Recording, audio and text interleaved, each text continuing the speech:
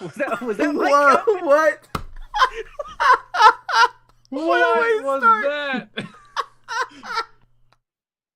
Was that Chris? That was definitely Chris. But I he's know muted. Chris, that's Chris. Was it really him? Chris is Oh my god. Who So was hello it? everybody. I'm gonna keep that one on. Hold on. Did I'm Chris? so offended that my countdown was. You can't. Hi, Hey, everybody, everyone. and welcome to Never Split the Party. Welcome to Never Split the Party. We are playing Starfinder with our campaign Mostly Harmful, which seems fitting tonight.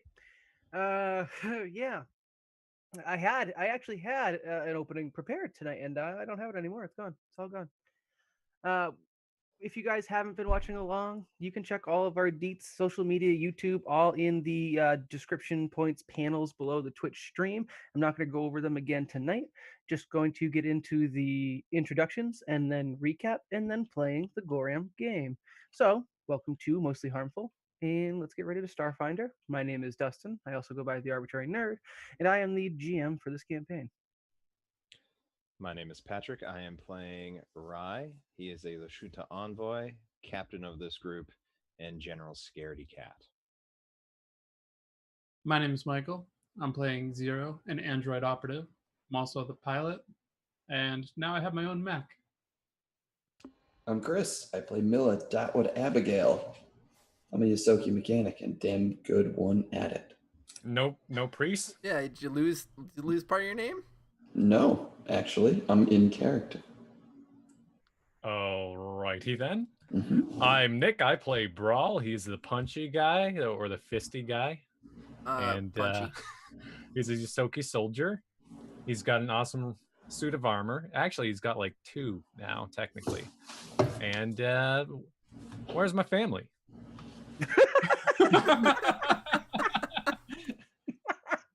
Where's my fam at? That's not something we should be laughing at. I want my family back.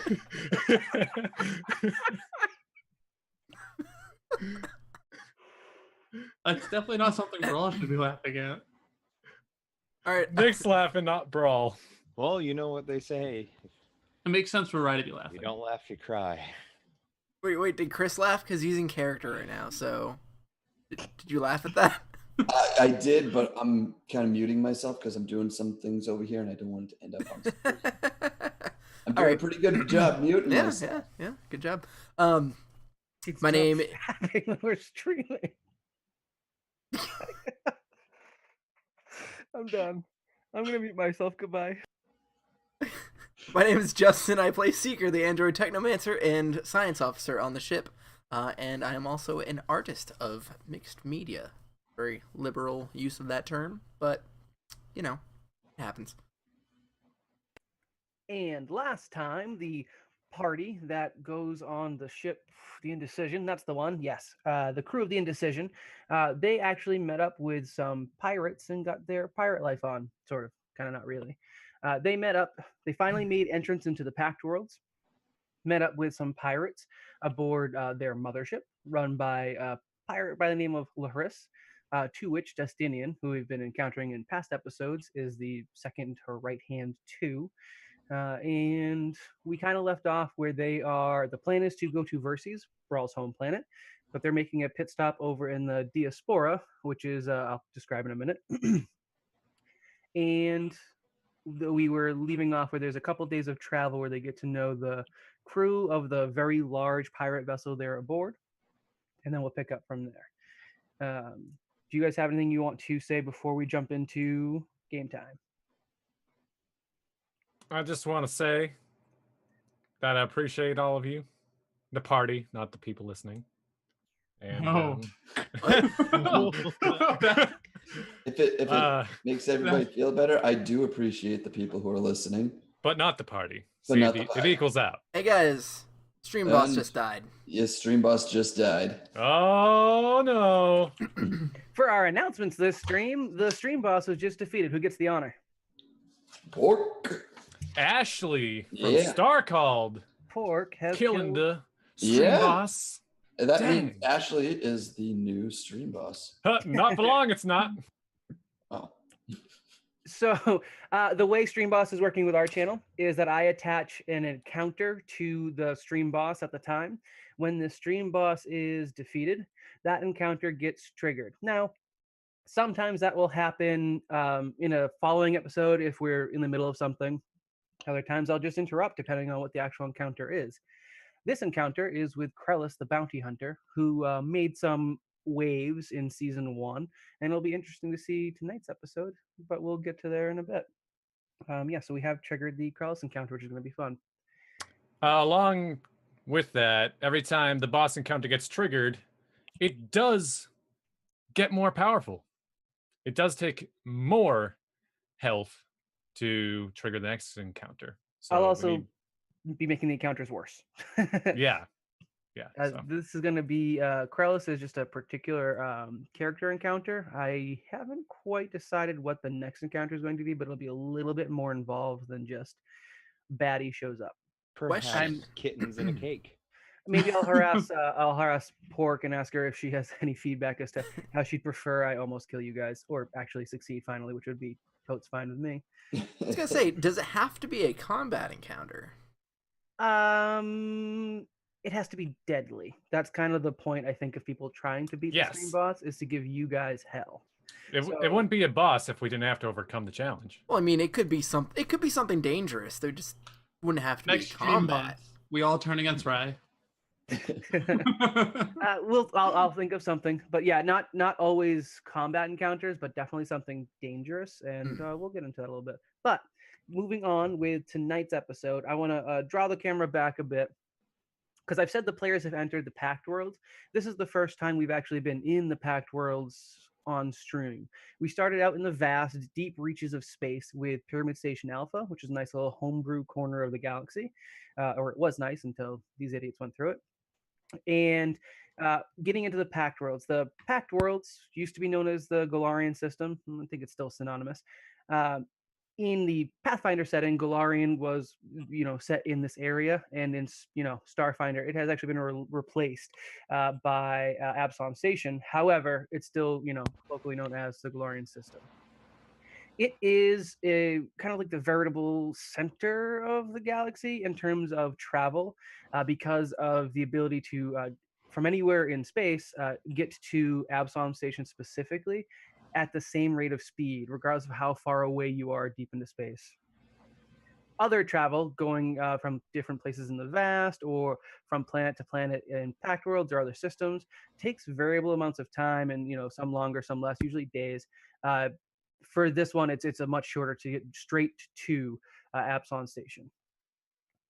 For our setting, the Pact Worlds, which actually, Justin, do you mind throwing up roll 20? Gross. And nope, stop. Throwing up roll 20, and I actually have a map of the Pact Worlds, which Paizo was nice enough to put in their community use package, so we're not stealing anything. And if you have that up, this is a representation of where things are in location to each other, obviously not to scale. We have Absalom Station, which is, I believe, the third planet station thing from the sun, and then these are all the different kind of areas that make up the Pact Worlds, which is a nice little coalition of planets, which we'll talk about throughout. In terms of tonight's episode, yes, we got someone just pinged the Diaspora for us.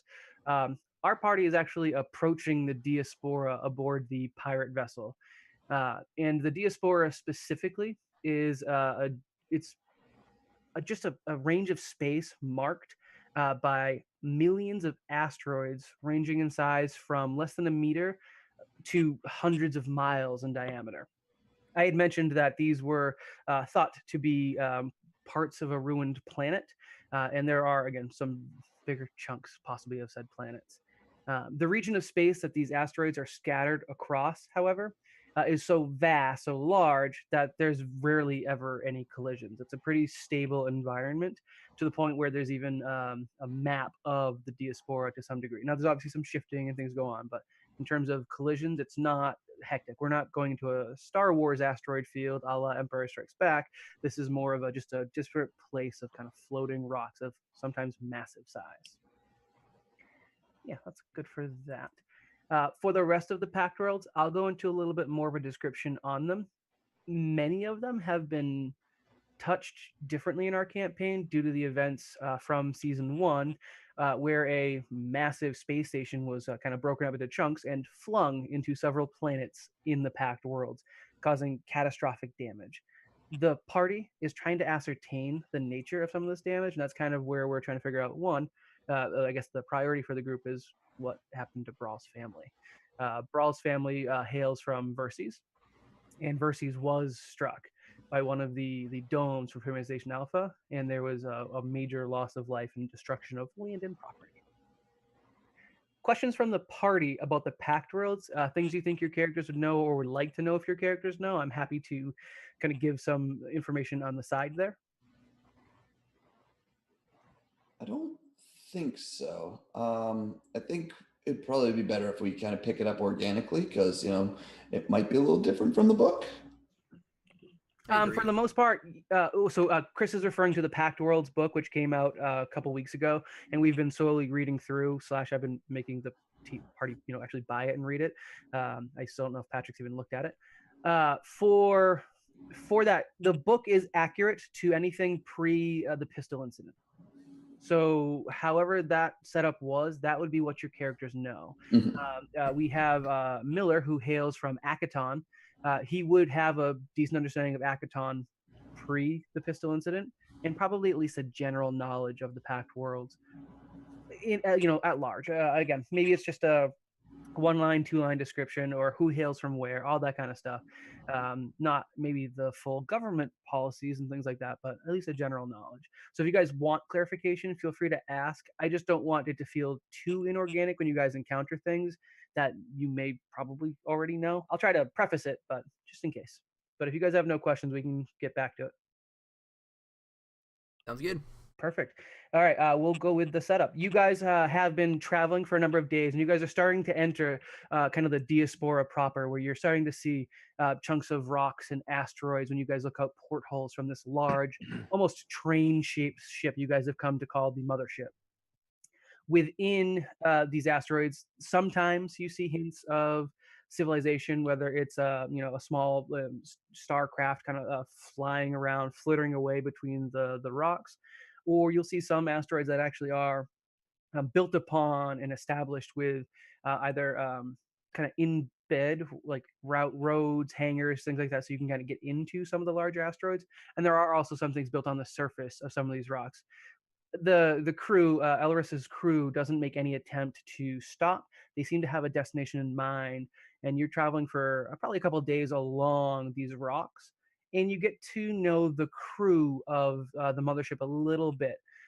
There are some primary, players that you guys work with, and that would be kind of Larissa's actual established crew.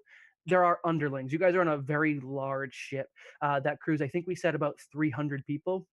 About, I think, 6 or 7 of them that you interact with on the day-to-day. All the rest are kind of background noise as far as you guys are concerned. And you're pretty sure they have orders to not interact with you guys in terms of their day-to-day processes. You guys, I'm just going to give you names and a small tidbit if I have anything about them. And you guys can feel free to ask more or interact with them in the days of travel that we'll do right now. And then we'll jump into, modern time. So the crew, we have... a character goes by Ace, who was I believe it was a human female you guys interacted with a little bit when you met with Laris. Laris himself is a gnome and the captain, and wears a very medical-looking eye patch, not like a affectation of a pirate. It looks like it's probably like attached to probably some sort of wound on his face, and is some sort of healing properties. There is, you guys meet Marcus the Merc Beln. He is, if we actually going to bring you guys over to the ship map now, which is not useful for our audio podcast. Can you spell his last name for me, please? Yeah, of course I can. Beln. Marcus Beln is usually found towards, I'm going to use... Excuse me, Marcus Bellend? No. Is that what you named him? No, I totally didn't shorten Bellend. No, it's fine. He's located to the aft of the ship, towards where the armor is. You often find him in the armor, and that's kind of where he hangs out.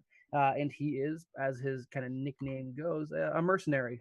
Seems to be on permanent retainer with the Alphas, which is the name of this wonderful pirate gang. And what's his race? He is a humanoid, probably actually human.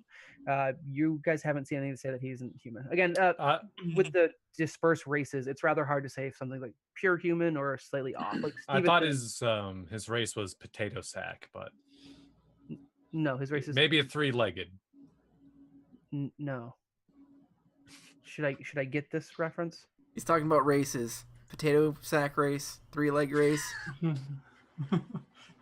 Your jokes are bad. You should feel bad. Well, I know who Krellis is killing first, so. If he can hit me, you probably can, your Krellis. But... No, Nick, not Brawl. Brawl's fine. Oh, okay. That's fine.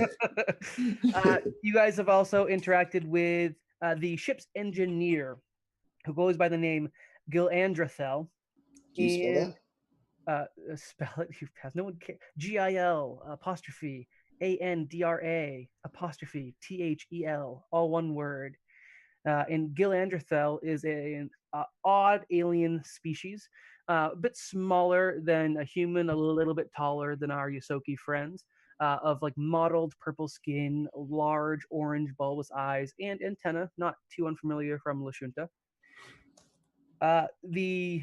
The thing you guys kind of worked with more is he actually seems to revere you guys a little bit. Every time you guys walk around the ship, he does try to follow you as much as his duties allow and just ask you incessant questions. What did he do on the ship again? He's the engineer. Yeah, he keeps the bigger ships in this like little pirate cadre running. Let's see. We have an android who you guys meet in the mess hall, and he tends to be the one who cooks for all of the crew, at least the main crew you guys interact with. There's probably a larger mess hall in the bottom floors that you guys don't have access to. And this android goes by the name Trubdna Lig. And most folks just call him Trub. TRUBDNA-LIG. Thank you. And where is this one? You guys interact with this other, and there's another android you guys work with. It's a bit more of a, I'm sorry, it's not actually an android. It's a mechanical construct that has sentience. And you're not sure, it doesn't disclose much about its origins. So you're not sure if it's from the Pact Worlds, from further out in the Pact Worlds. There are a variety of different sentient mechs in the universe. So hard to specifically pin down. If Chris bugs me because of his theme, I would give it to him. I just have to look it up. It is a known one, and Chris would probably know it. Or sorry, Miller would probably know it.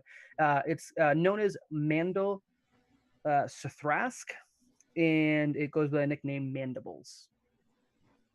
And the last crew member that you guys have interacted with is actually the medic, whom the crew has only ever called Doc Fangs. It's a taller, thin, kind of light purple skinned creature, no discernible hair, and no discernible voice, though it does speak through telepathy. And relatively, even with the ability to speak telepathically, quiet, not particularly interested in engaging, rather withdrawn. They call him Doc Fangs because they think he may be a vampire. At least that's the rumor going around the crew. No one has really attempted to verify. All right, questions or crew members any of the PCs want to interact with? Who is Mandibles? What does he do? Mandibles, Mandibles Thrask. Sithrask, Sthrask. Oh, I nailed that. Nice. Everything here should be phonetic. I don't want to get too weird about it. He was, let's see, he's kind of a ambassador. He's worked on a number of pirate crews in the diaspora, and he kind of has ins. So he's the community builder of this little troop. You didn't go over any science officers, right?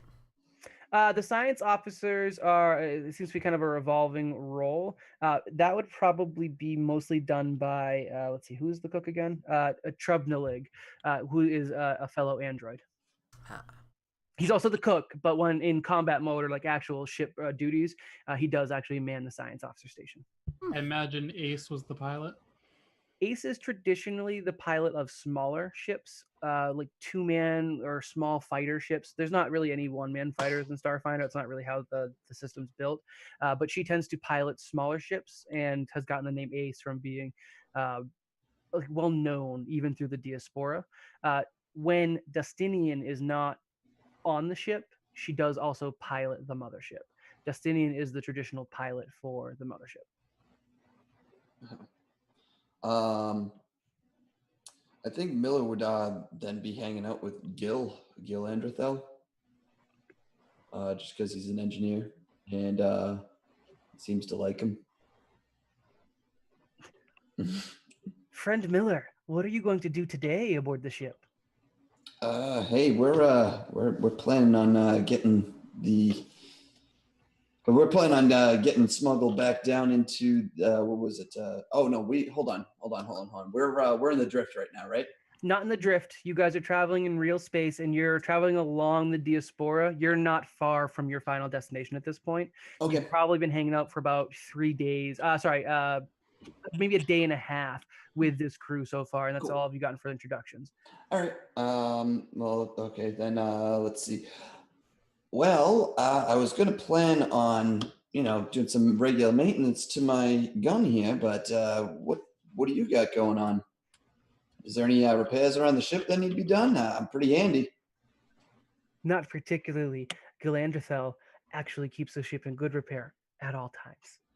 Well, that's actually quite impressive, Galandrithel doesn't sleep, breathe, eat, think outside the box. The ship is always in good repair. In fact, now that you're thinking about the ship not being in good repair, I'm going to have to check again. I'll accompany you. Let me, tell me about yourself. I don't think I know anything about your species. Where do you hail from? I hail from the sun. Oh, interesting. All hail the sun. Yeah.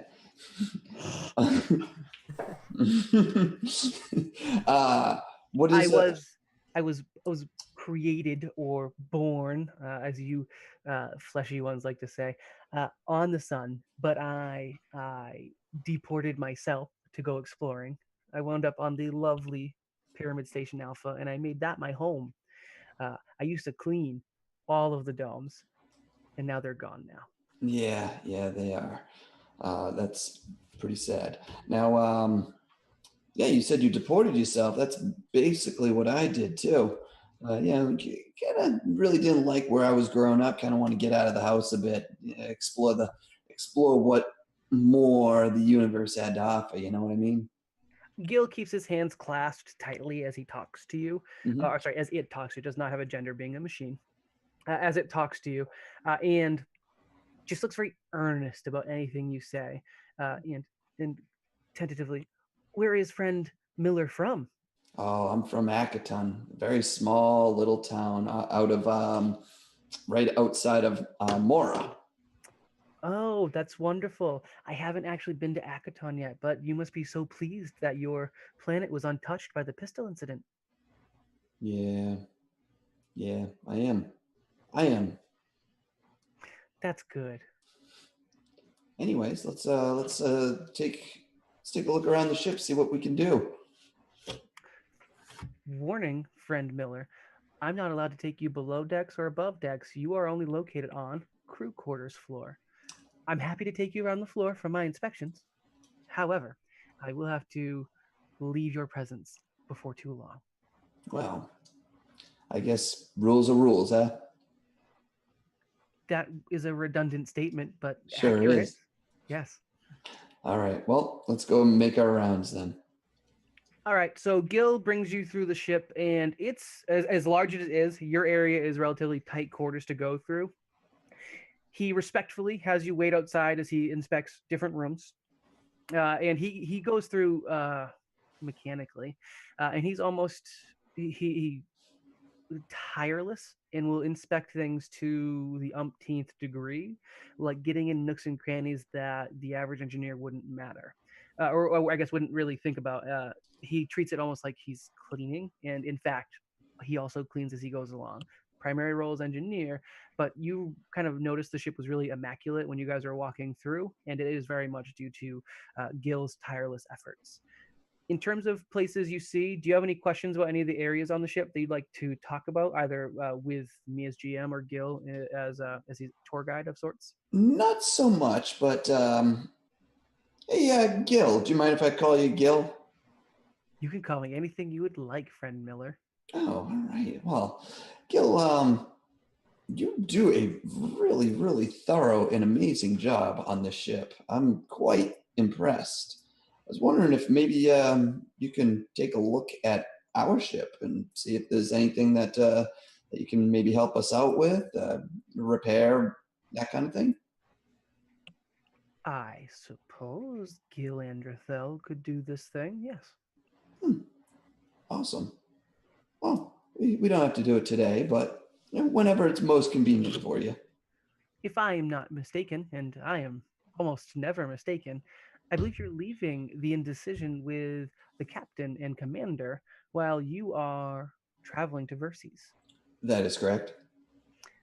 I would be happy to inspect your ship then and make sure it is in perfect repair for your return. Well, thank you very much, Gil. You're a really, really good guy. I'm not actually a guy. It's a figure of speech. Not a fan. And But thank you, friend Miller, is the appropriate response, I'm pretty sure. thank you, friend Gil. Or you're welcome, friend Gil. Yeah, I got this. All right, perfect. Does anyone else talk to any of the other crew members? I don't know if I'd talk to any. Well, you know what? I think I might. But Seeker would be walking around, kind of spending his time looking at the different computer systems and stuff that they have, and just, and commenting on them out loud. You know, "Oh, boring, passe. This is just no. All of these are just so unimaginative. You can't do anything with it." Just kind of commenting that, you know, they don't run it the same way as he does. I'm sure this at some point comes out during time in the mess hall, and Trub, the android cook, and he is definitely designed to be physically male as far as you can tell. Stereotypical build with broad chest and nearing down at the waist, athletic. Wears a green jumpsuit that is. Uh, it looks like it's also it's well cared for, but been repaired very often. There's a lot of different patchwork sewn in. It still looks very neat. The stitching and all is very carefully done, but it seems to be this one individual jumpsuit has been used for a long time. The shade of hair of the jumpsuit, which is I don't know, I guess a deep kind of verdant green, maybe emerald. We'll go with emerald. Also matches Trub. I have to remember his name. Trub's hair, which is kind of done in like a faux mohawk, also matches Mohawk. his eyes, which are excessively green to the point where you actually can't catch any sight of a pupil. They just seem to be all iris, and it's again an emerald green.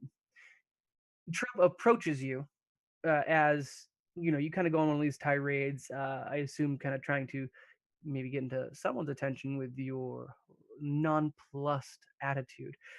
And Trub leans heavily on your table, trying to be a little imposing, or fill up a lot of space as he addresses you. You have a problem with my ship? Well, not a problem. It's just, I don't know, a little boring. But see, that right there, and he points to his patchwork overalls or whatever he's wearing, jumpsuit. Jumpsuit overalls. It's both as appropriate. Now that has character. That's what I'm talking about. That shows you've put a little effort into this, into your jumpsuit. I like it. It's very different. Am I to understand that you're suggesting that I don't put effort into this ship? Oh, I never said that. It's just not aesthetically pleasing, is all. And it's all about aesthetics with you. And he looks you up and down, kind of eyes lingering on some of the paint splashes across your excessive layers of clothing. Yes, I'm an artist. That's my thing. Your thing. That's my thing. Interesting. What's your thing? I walk by in the background and I shout, "Stop doing your thing!"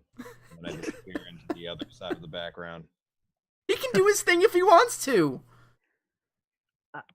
My thing is maintaining the systems or the ship's systems, software, and from time to time, hardware. And you also cook? I guess. Ooh, you know what? I made this brilliant egg sculpture once, and I used all of the eggs in the entire ship, and I made this giant, massive kind of sculpture of what was it again? It was some kind of, almost looked like an elder god of something. It was very eldritch in appearance, but it was pretty cool. Smelled really bad though, really, really bad. Most of my food smells pretty bad too. I'm pretty sure the other crew members don't really come here for the food. It's more the other consumables I craft that they come for. Ooh, what kind of consumables? That depends. Is this another drug thing? I knew it. That depends.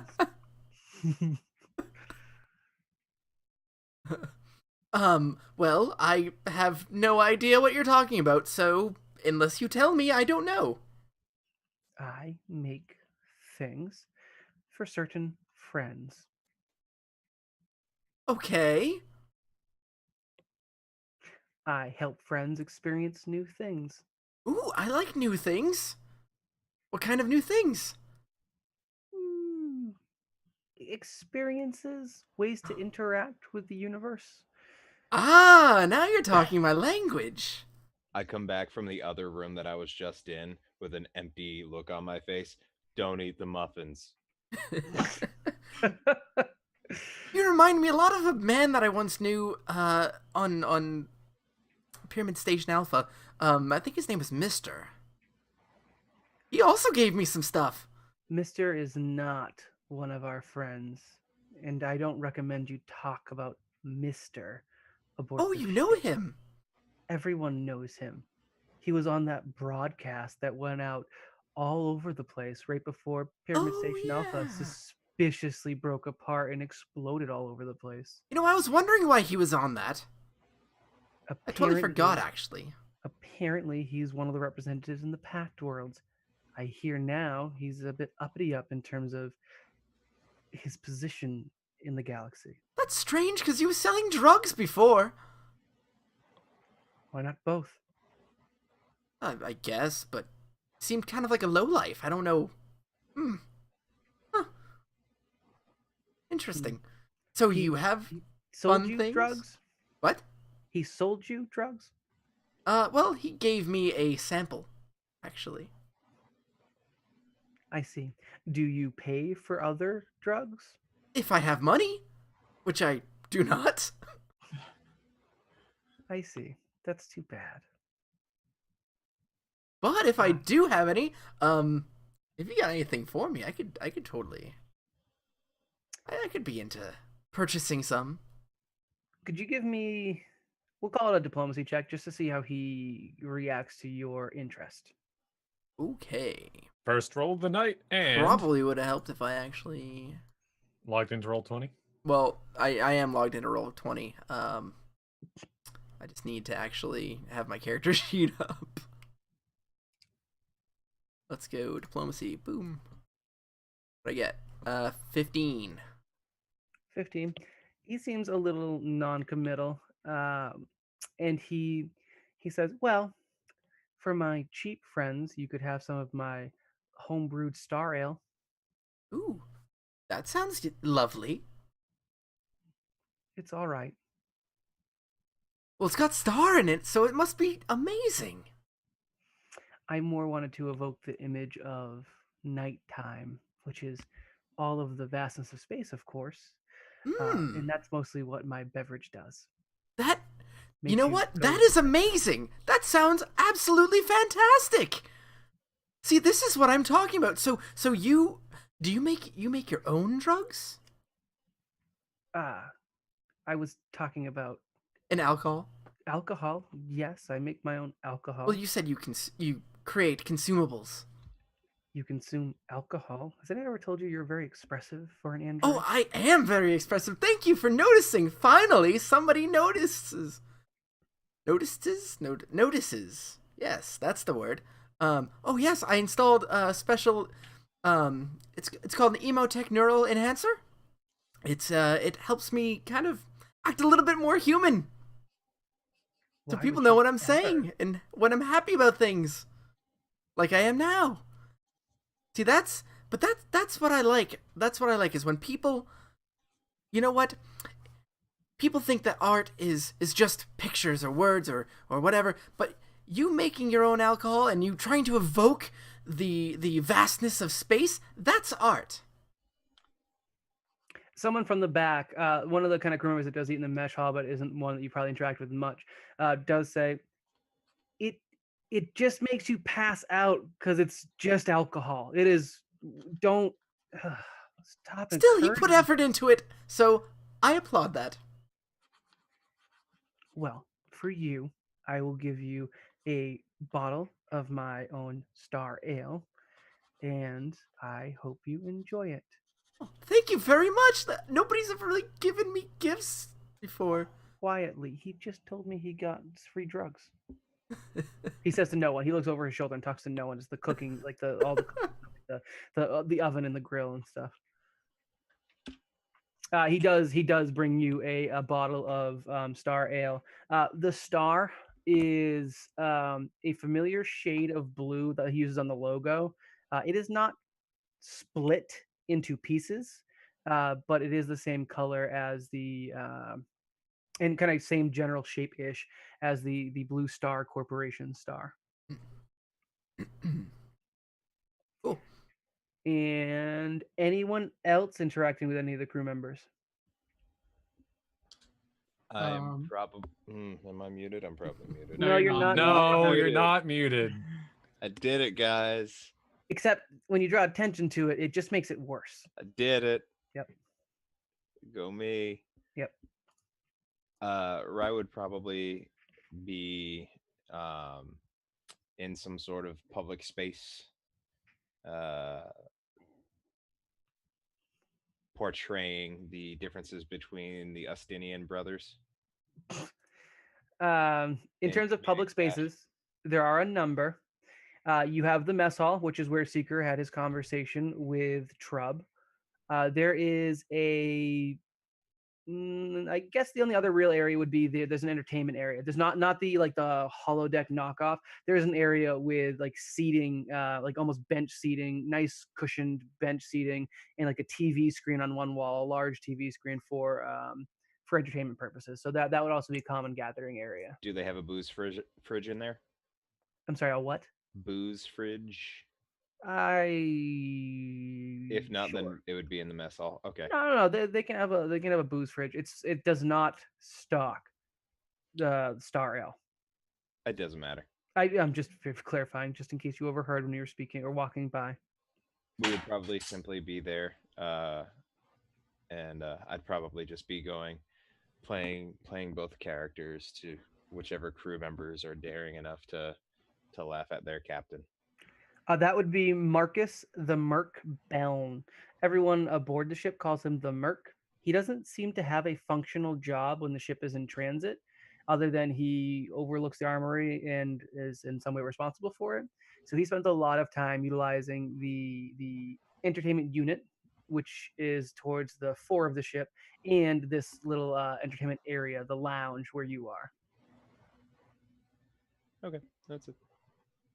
I don't really have like an act prepared. The Marcus or the Merc, however you would like to call him, he is again human, short hair, short, very short. There are a number of like zigzagging scars that kind of cut into his hairline. Facial hair is mostly clean shaven, but does seem to have like a perpetual 5 o'clock shadow. As far as you've seen him, it never seems to grow or diminish. And in terms of clothing, it is similar to Miller's attire, where it has as many pockets as human or Yosokoli possible, except instead of like tools and like wrenches sticking out of it. It seems to be bits of like pointy things, knives, weapons. One thing about his attire, it does seem to be modified modified pistol security armor. So it's that black and red with red piping, but it's been like heavily modded. Like there's patches on it for like this universe's versions of like a Hell's Angels gang. So maybe like Hell Knights, which is actually a faction. There's like just different like You're saying patches he's to. a 1%er. No. What? No. That's like a gang patch. Yeah, it's like a gang patch, but that's not what. Fine. He's got like different like kind of like gang homages all over his what used to be pistol security clothing. And he says, "I've actually never met Justinian. I thought that was a bad joke. That there's two of them. Please tell me more. I'm going to love regaling the captain with this." You're gonna what now? I believe you might say, give the captain a good ribbing. Justinian does actually not talk about his family or his past. Not to us, anyways. Or not to me. Huh. I take a wig out of my out from underneath my my robe, and I just hand it to him. Wear this wig. He'll talk to anyone with it. I'm not Just sure how he... Just trust me. Just one day, at night when he's tired, put on that wig and just saunter on over. Just it'll be good. I think the commander would be offended if I actually tried that. But isn't that half the fun? Hmm. Hmm. You're the captain of your crew, right? That I am. I think you should keep this. And he proffers the wig back to you. Fine, whatever. I put it on and I saunter away. I hope the commander doesn't catch you tempting Justinian. I disappear off into the distance. Okay. I'm to note, I just put it on to walk away, just because I thought it was funny. I'm not attempting to tempt just Justinian. I've been trying to keep my distance from Justinian. He's been getting a little handsy. It sounds like you're trying to get other people to tempt Justinian. You would be correct. that's fair. I have Brawl and Zero. You guys interacting with anyone on the ship? So Brawl is actually going to make his way over to the armory. All right. Yeah. You'll catch Marcus there at a different time of the day. And let's see. You will also see probably Doc Fangs hanging out with Marcus. When Doc Fangs isn't in the medical bay, seems to hang out specifically with the mercenary. So as I go in there in the armory, how is it laid out, or like what do I see? In the armory, there are one wall, the far wall when you enter the room, is mostly devoted to just different lockers, which seem to be shut, and they actually are locked. Some of them have names of crew members, and some of them just are unlabeled. There are bigger, like metallic crates on the wall opposite, kind of where you enter. You walk past these crates and some barrels. Those seem to be, whenever you've seen them like opened or half open, they're not quite as well locked. Seem to be different types of ammunition, and from Brawl's kind of perspective, a lot more ammunition, or a variety of ammunition, than would be kind of standard. I don't know how much Brawl does with kind of logic when it comes to weapons, considering his guns are. However, one of the kind of philosophies to ammunition is the more you have of one kind, or the more weapons that use one kind, the less chances you are to run out. They have a variety of things. It looks very hodgepodge. On let's see, when you walk into the room on the left, all the way to the far wall, it's kind of a long room. There is like an exposed weapons rack with different rifles and rifles and pistols of various designs. Bless you. Are they talking about anything that I can overhear as I'm walking in? Nope, they are having a staring contest. Oh, well, okay. So Brawl walks in and he goes, I've seen people do that before. You guys talking to each other with your minds, right? The doc, the purple head kind of swivels to you, takes you in, and then just kind of says nothing. One peculiarity about the doc, feet never touch the ground. Always seems to hover a bit. So when it moves, it's kind of a little creepy because the whole body shifts a little bit in space to face you. And the merc kind of rotates his shoulders and he says, "Yeah, yeah, that's we Doc and I go way back, so we tend to keep to ourselves when we're aboard." I get that privacy, and it's probably hard to come by on a ship as large as this one. I mean, I suppose not many people bug me, and almost nobody bugs Doc unless they're bleeding. Oh yeah, well, I'm in the business to make people bleed. Oh yeah, I've tried to punch a lot of things. I don't very much use those guns, but I use these ones. The merc nods his head. Doc does no response, just a steady kind of gaze on you. And Marcus shifts a bit and says, "And what are you doing in my armory?"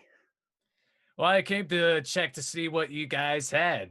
What kind of punch you were packing. "Whatever we can find, take, pilfer, steal, borrow with no intent of returning, sometimes buy, not often." Well, how often is it that you guys actually see action on this thing? When you're a ship this big, hailing out of the diaspora, and not associated with the free captains, pretty frequently. We're also active ourselves, so we kind of look for it, if you catch my drift.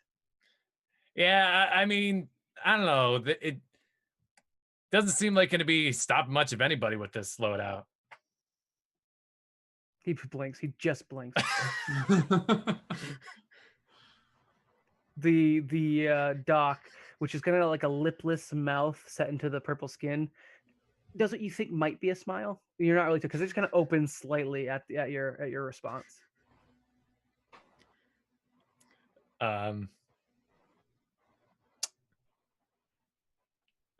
All right then, you guys. Real welcoming crowd. I can see why nobody wants to talk to you. They don't pay us to make nice, rat. They pay me to put holes in things, and they pay Doc to fix the people we like. I'm sure I could go toe to toe with you any day on making holes in things. You bastard. Toe to toe, come on, hand to hand, come on. I can't have every line be a pun. No, you only have most to. of You them. did like 3 in a row. Punch. Marcus lifts up, begins like flexing a little bit more, and says, "Tell you what, next time I run into you off the ship, we'll try that out, free of charge." All right, you've got yourself a challenge. You have yourself. Doc lays a hand gently on Marcus's shoulder and just shakes his head. And anything else you want to utter in their presence? Nope. I feel like I've done enough damage already. Me too. Zero. Are you talking to anyone on the ship? Possibly. Where our ship is currently located, is that like where they also have like all their fighters? And do we have access to that area? No. So there's a like a bottom tier of the ship. There's multiple floors. You just have access to the one which is kind of midship. The very bottom has the rear hangar, which is where your ship is, and your ship is the only thing that fits in there. It's not made to store much more than your size ship, and your ship's actually a little bit bigger with the additional hangar component you guys picked up. There are additional like cordoned off hangars as you go, but they exit out the sides of the ship, and you kind of exit out the back of the ship. So you guys do not have access to their hangars, and at least it seems intentional that they don't want you seeing their full strength, and that is something that I think Zero would pick up on. They're definitely not, as much as they verbally and outwardly support you and seem to be on the up and up, they also are being relatively cautious. You don't have access to much of the ship. In that case, I'd probably just eavesdrop as much as I can on everything. Not necessarily talk to anybody. In any area in particular, or is there any like character that you'd be, or sorry, any crew member that you would be interested in eavesdropping on?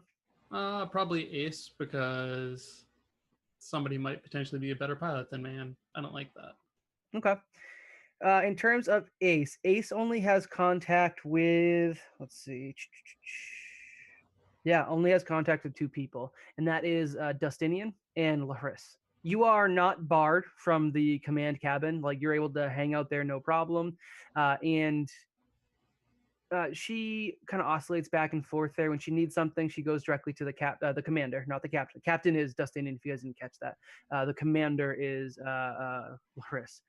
She goes directly to Laris. She will talk to Dustinian, but almost only because he's always there. And she does go kind of below decks frequently, but she knows that she's needed a little bit more while there's guests aboard. So she is around. And in terms of what she talks about, she's mostly trying to make sure that repair work, a lot done by Gil Androthel, is targeted towards crafts that she may use. And it sounds like she doesn't have like a ship. She doesn't have one kind of baby. She sounds like she might have like a little miniature squadron down below that she either maintains herself, or again, from the language she uses, she might actually pilot all of them herself. In terms of interesting intel that you might pick up from her, give me a perception check to see if you kind of pick up something she might say a little quieter. 22. Okay. She actually has complaints about every member of the crew. And she mentioned how Marcus is just there for the money, and she doesn't appreciate that at all, because he is also a fellow past resident of Pistol. And for him to be there for the money, she kind of finds galling. Gil does things a little too perfectly, so he's very slow in terms of getting to things that she would rather he work on. Trub, while an ambassador, is almost constantly cocky in his position in the crew. It always appears so, I guess worldly is a weird word to use, but very worldly in terms of always having outgoing contacts, to the point where he almost seems to kind of lord it over. If he doesn't need this crew, and she does not appreciate that. For Mandibles, she just wants nothing. He's just annoying. He constantly pesters. I guess the engineer gets bored because of how well he keeps the ship. Oh no, sorry. Mandibles is the ambassador. Is that right? Did I screw that up? Sorry. Mandel is the one that's too cocky. Trub is and yeah, actually you pick up this. Trub is the android, the cook android. She does not particularly care for androids. She finds that they aren't expressive enough, and she can never tell what they're thinking, and she really dislikes that. She probably said that line and looked at you kind of in the corner of the room, and probably not that quietly. You get from her demeanor, she doesn't mind being outspoken. It comes kind of with her role as the ace pilot. She walks around like she owns the place and talks like she owns the place to a certain degree. She actually does not complain about Doc. She does not talk about Doc that you've ever seen. And in terms of things you pick up about Ace, you hear a small snippet, something about Eox. Something in her past revolves around Eox. But that's all you got with your limited perception. That would have been probably Dustinian mentioning it, not Laris. All right. That's probably all I'd do. Okay, That's totally fine by me. You got some intel, which I think is Zero's game, and we can kind of go from there. I Sounds would have like- attempted some type of like challenge had I seen the ships, like some type of challenge against her. Yeah, Piloting, but we would have had to see the ships for me to even bring it up. I get it. Yeah, no, that's fine. And you might these characters, unless you kill them all, should hang around for a while. So it might be something that happens later. So that's fine. Sounds like I need to talk to her. Yes. I think you might go into the Gil category, but that's fine. In terms of that, anything else you guys want to address with the crew or with Laris or Destinian? No, let's get this Krellis fight out of the way. So you guys in the ship, you kind of hear like notifications throughout the communications. It is, I guess that would be Trub kind of over the comms saying, now approaching home base. Mama's home, boys. It's an affectation. He does not actually have any emotion, but you can tell he's trying while on the comms, which you may remember are close-ish to where Ace sits while she's in the commander's area. You watching out, if any of you guys come to the main area where you watch out the viewport of the kind of command cabin, or you're looking at any of the portholes, you're arriving on a nondescript asteroid that is large enough to fit the mothership. And it kind of lands and docks. There's maybe a small like platform attachment where the ship rests, and it just lands on this asteroid. You don't see any motion outside. You don't see any like inroads into this asteroid. You don't see any actual base structures. And I think you guys kind of realize that the mothership is also the actual home and base of the alphas, and this is just where it has its permanent residence. It is not usually brought out because it does draw a bit of a target to itself, being such a large ship with a smaller group of pirates. And you do notice that other ships that had been escorting you do land and kind of set up their own shop, and maybe some more crew members kind of disgorge from those ships and join the mothership. So it does get a little bit livelier, although for the most part, they do kind of stay to below decks. You guys do seem to have a little bit of kind of an embargo on who engages with you guys. The people you do see range in races. Any kind of race that you could see on Pistol, you see in this conglomerate of pirates. And in terms of, I guess, like stature, upbringing, like how people kind of hold themselves or dress or interact, ruffians, almost a lot of them. These are not gentlemen pirates. You seem to be in the little area you guys are meeting with, seeing the cream of the crop, so to speak, and all the others are more jagged, hard edges, what you'd more expect from a gang of space pirates. You get that some of these ships are changing personnel. Some other ships leave to go on different missions for the alphas, and Laris calls you guys all to the main cabin. When you arrive there, he is seated in his chair. Dustinian's new chair, which looks a lot like the chair that Rye uses aboard the Indecision, has been installed. I'm trying to find the actual map that I have. Does he have a little rye stuffy? No, he does. He's not quite gotten that far yet. And Laris, sitting, arms on the captain chair as much as he can, can't actually tent his fingers because his arms are too stubby, so he kind of lets him hang. Yeah, but you kind of see like he would if he could kind of tent his fingers. You all, I know we have deal to get you to Verces. One of these ships that have just landed with us, and one of the ships on the other side, they'll be going with you. I'm going to be sending Ace with you as well. She'll be piloting your ship, as she's one of my more trusted pilots. And Verces is not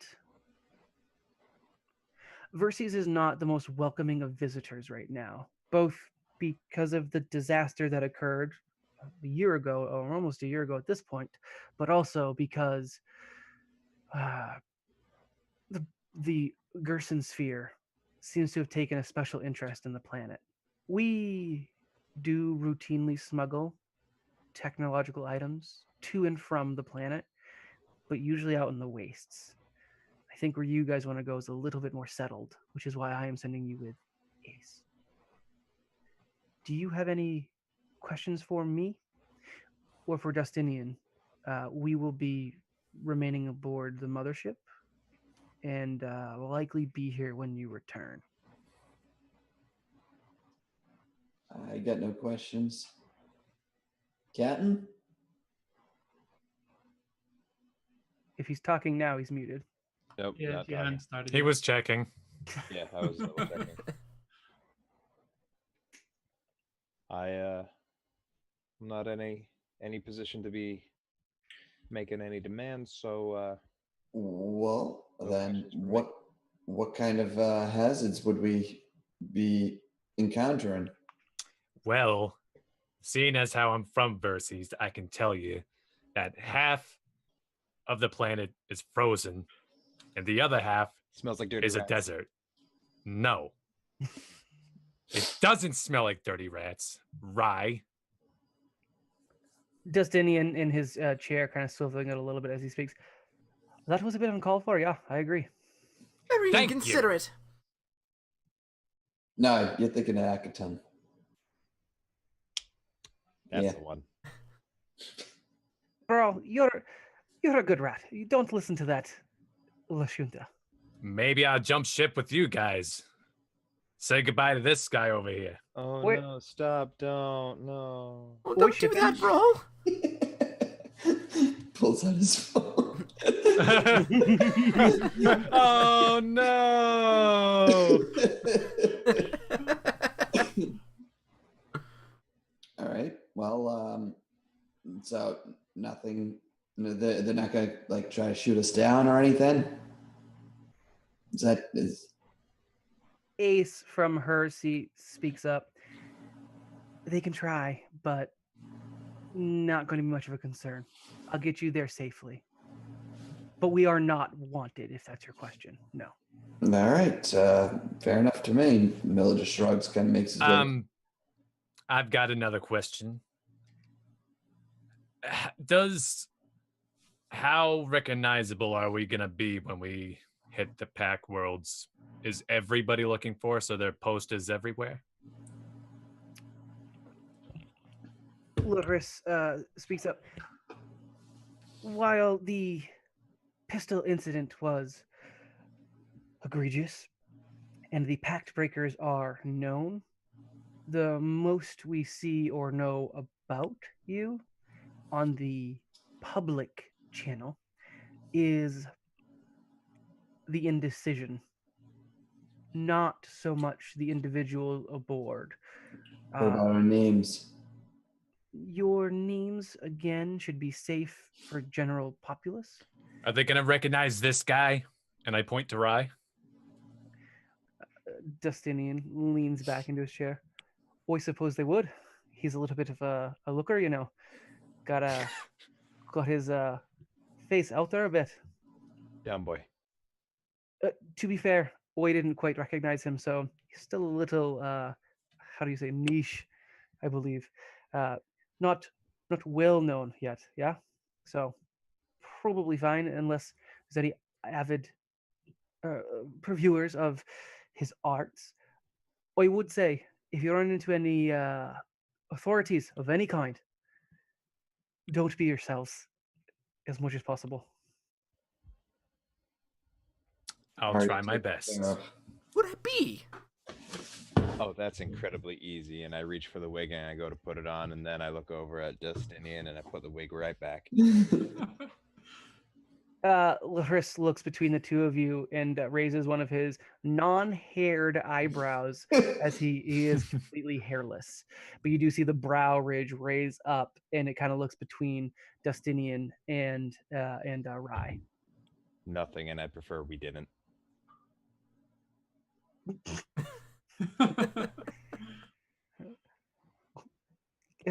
Commander, there's no reason to get jealous.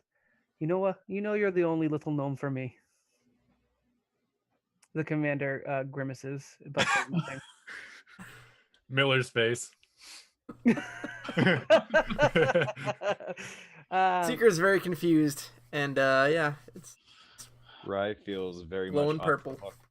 Zero type something on his wrist. And with that, the lights dim and switch over to red lighting throughout the room. And if any of you are near the hallway, you can see it seems to be going throughout the hallways as well. And a klaxon alarm Seeker, what are begins you so mad blaring. about? Are you talking to the ship? No, I was talking to Seeker because the room went red. He thinks Seeker's the cause of the red lighting, not the ship. I'm not angry about anything right now. I'm more confused. Then turn off the angry lights. They're not on. Those A aren't your angry klaxon begins blaring over this awful conversation. And you get from another room over the comm comes through. Commander, that's the intruder alarm. I think we've been boarded. And with that, can I have you guys all roll initiative? lights. No. Yeah. I'm ready. All right. So one thing I'm going to note about the map in Roll20, you guys know the general layout, and I don't have a good way to do like thin fog of war. It's either all obscured or not obscured. So what we're going to be utilizing is line of sight fog of war with a little bit of theater of the mind. So you know the layout, but if you guys round a corner and then you finally see down that corridor, enemies may appear there. Does that make sense? Are we clear on that? Yep. So you're just Yeah. going to move them in.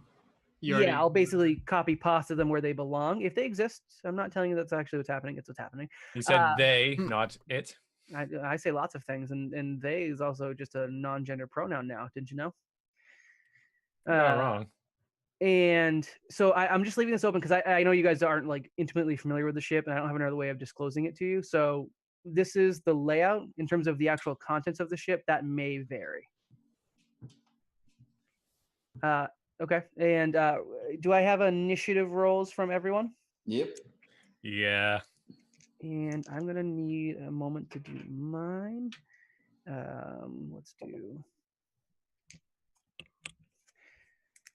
That sounded like an unhappy.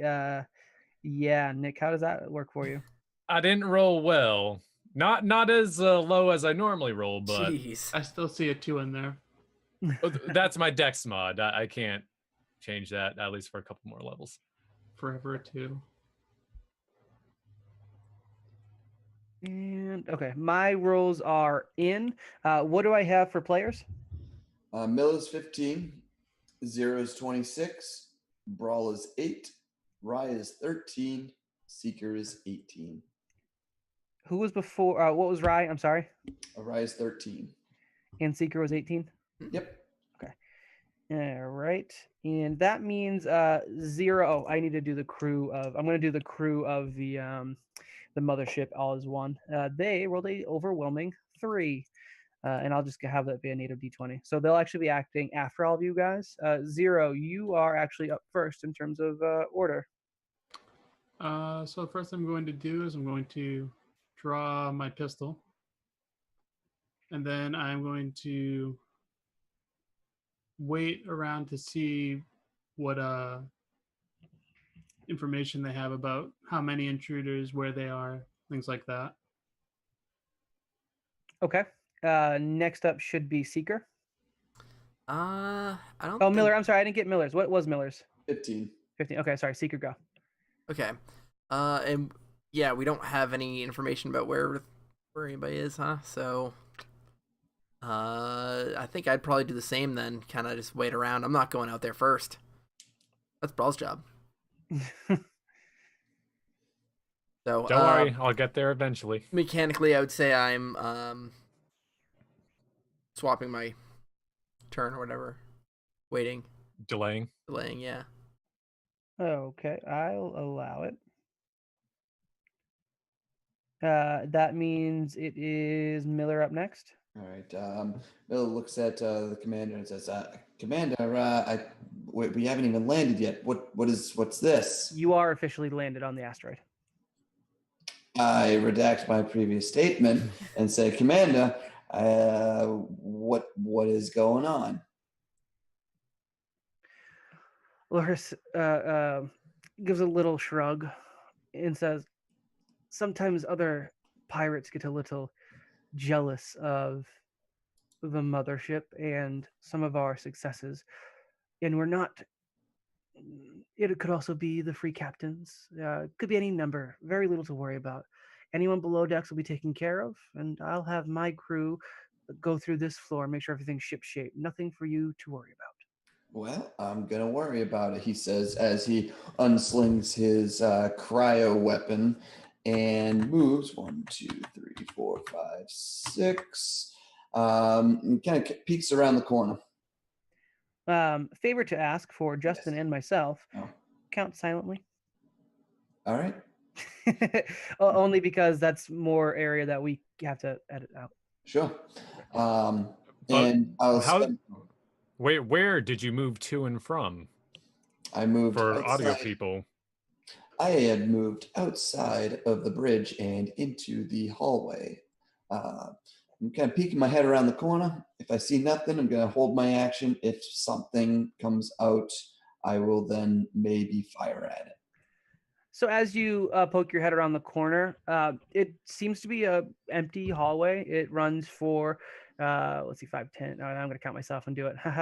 It runs about 25 feet until it takes another sharp turn around to the left from where you are, and you don't see anything other than the klaxon, which slowly fades away. The sound of the alarm does fade, but the red lights do still glare. So everything is giving a reddish hue that that kind of pulses a bit as strobes that kind of emit from the ceiling continue to blink on and off.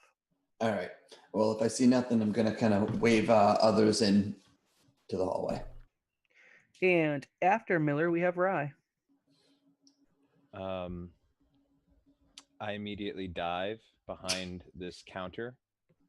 Yep. I crouch and get my body as low to the ground and small as possible. I whip out my gun and I start immediately frantically looking for grenades, going, oh no, oh no, oh no. Okay.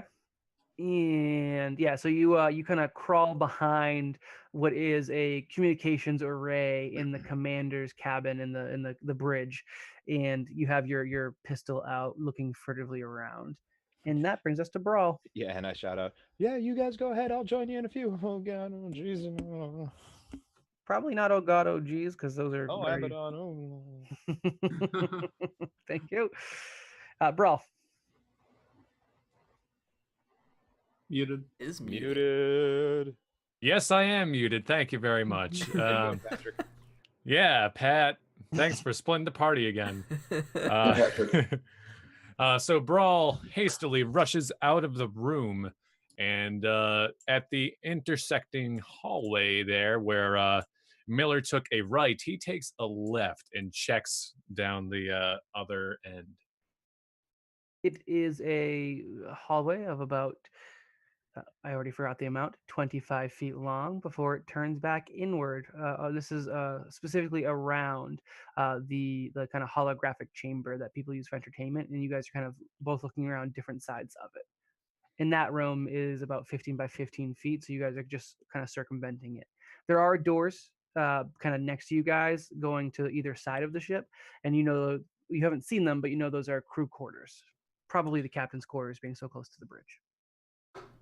And then I just communicate to everybody, nothing down here yet. Let us know if they're able to locate him. Okay. Yeah, and in terms of that, are you saying that over open comms or comms to the crew? Team comms. Team comms. Okay. And next after Brawl is actually the mothership, which will be the crew getting into action. And Laris speaks into his comm unit. Do full sweep. Make sure that we are alone or soon made alone. No survivors this time, please. Thank you. Ace, kind of similar to Rye, pulls out a pistol, a smallish looking pistol, and gets into cover behind the science officer station that where she was kind of it was actually the secondary pilot's chair, but it also doubles as a science officer station. And she, unlike Rye, who's kind of like looking around nervously, she simply puts her elbow with the gun extended or pistol extended and just keeps it tracking on the only entrance into the bridge. And she's very much setting up as a sentry while getting cover from the the secondary pilot station. Luris doesn't move from his chair. He just stays right there. He actually stands up and like puts his fist on his hips. Still not really imposing because he doesn't quite like get all the way up to the top of the chair because he's a gnome. And Dustinian pulls out a what looks to be some sort of like truncated, almost shotgun style weapon. Does seem to be use laser rounds, not traditional ammunition, and kind of uh, passes the rest of the Indecision crew, walking down the hallway and gets in between Brawl and Miller, and just looks confidently at the ready, kind of maybe a little bit of excitement tinging his eyes as he stalks through the hallways after the Ahsoki. For the rest of the crew, they do things that you don't see. So we can move back to the top of the order, which is Zero. All right. So following everybody down the hallway, Zero will do a double move till he reaches the next corner. Okay, so you kind of come around the other corner of that holodeck chamber, and I the went down hallway. the left side where Brawl was. Yeah, okay. So you kind of slip past Brawl. The hallway that you see cuts back across. If you were to draw lines, you'd be crossing. You'd be seeing kind of like the end of Miller's line of sight. All on your left at this point, there are two hallways that split off and go down to different parts of the ship. Towards the left side of the ship, which I can't remember if that's port or starboard, is where it kind of goes right to the medical bay, and that's the only room that is tucked in that part of the ship. Towards the I guess the right of the ship, if you're looking kind of facing the bridge, it goes into the like you get deeper into the ship going that way. Right. Do I see anything down this hallway? No, when you glance down that hallway that like proceeds deeper into the ship, it's more black with intermediate red strobe lights flashing and illuminating things. You're able to see. No one is vision is obstructed. It's got kind of a creepifying, eerie effect as the red lights continue blinking down empty hallways. You don't hear any commotions. You don't see any of the crew members rushing around in the hallway. It's just these strobe lights preceding everywhere you go. All right. And I'll stay here. I won't use the rest of my movement. Okay. Hey, Dusty. Yes. Just for your own meta knowledge, I guess it would be. Left is port. Now, port is 4 letters. Left is 4 letters. It'd be easy to remember that way. And then you have right, which is starboard. I can try that. Left port, 4 letters. Thank you. Yeah, that's how I remember it. Yes, but you are strange, and I am strange. And I am lazy. So we'll see how this works. People are strange when you're a stranger. You might remember that because it was strange. It's possible. Seeker, you're up. Okay, I'm going to. So Seeker runs straight ahead, going through the entertainment chamber and off to like the side of the southern door, and just kind of the entertainment chamber. Yeah, inside the entertainment chamber. You do interrupt a surprised-looking Gil Androthel, the like machine construct. Oh no, I'm sorry. That is actually that's Mandibles. That is Mandibles is. No, I think I switched those names in the tokens. I'm sorry. That is Gil Androthel because Gil Androthel was the robotic one from the sun. Yeah, that is Gil Androthel. Sorry about that. He kind of looks up surprised and he says, "Is the ship broken? Should I be repairing, friend Seeker?" Actually, there's an intruder. We have new friends. That's not actually what intruder means, friend Seeker. Well, maybe they don't know they're friends yet. I suppose. Looks concerned. In fact, I would say that you have disturbed the slightly disturbed little machine even further. Oh no! They may be friends we have to shoot. Who knows? That happened once. That's happened a few times. It backs into the corner a bit away from you. I was wondering if I should also cast something, because that was only a move. But I don't think I have too much to cast at the moment. No, I'm good. I guess I'll ready a action to attack if any perceived hostiles, are in my line of sight. Reminder: is Rye a perceived hostile? No. What? Okay, and the door to the holographic chamber actually does close behind you. It does require. It's one of the few doors on the ship that require active engagement to keep them open, Okay. because of the nature of the holographic chamber. You can keep the door that you're next to open.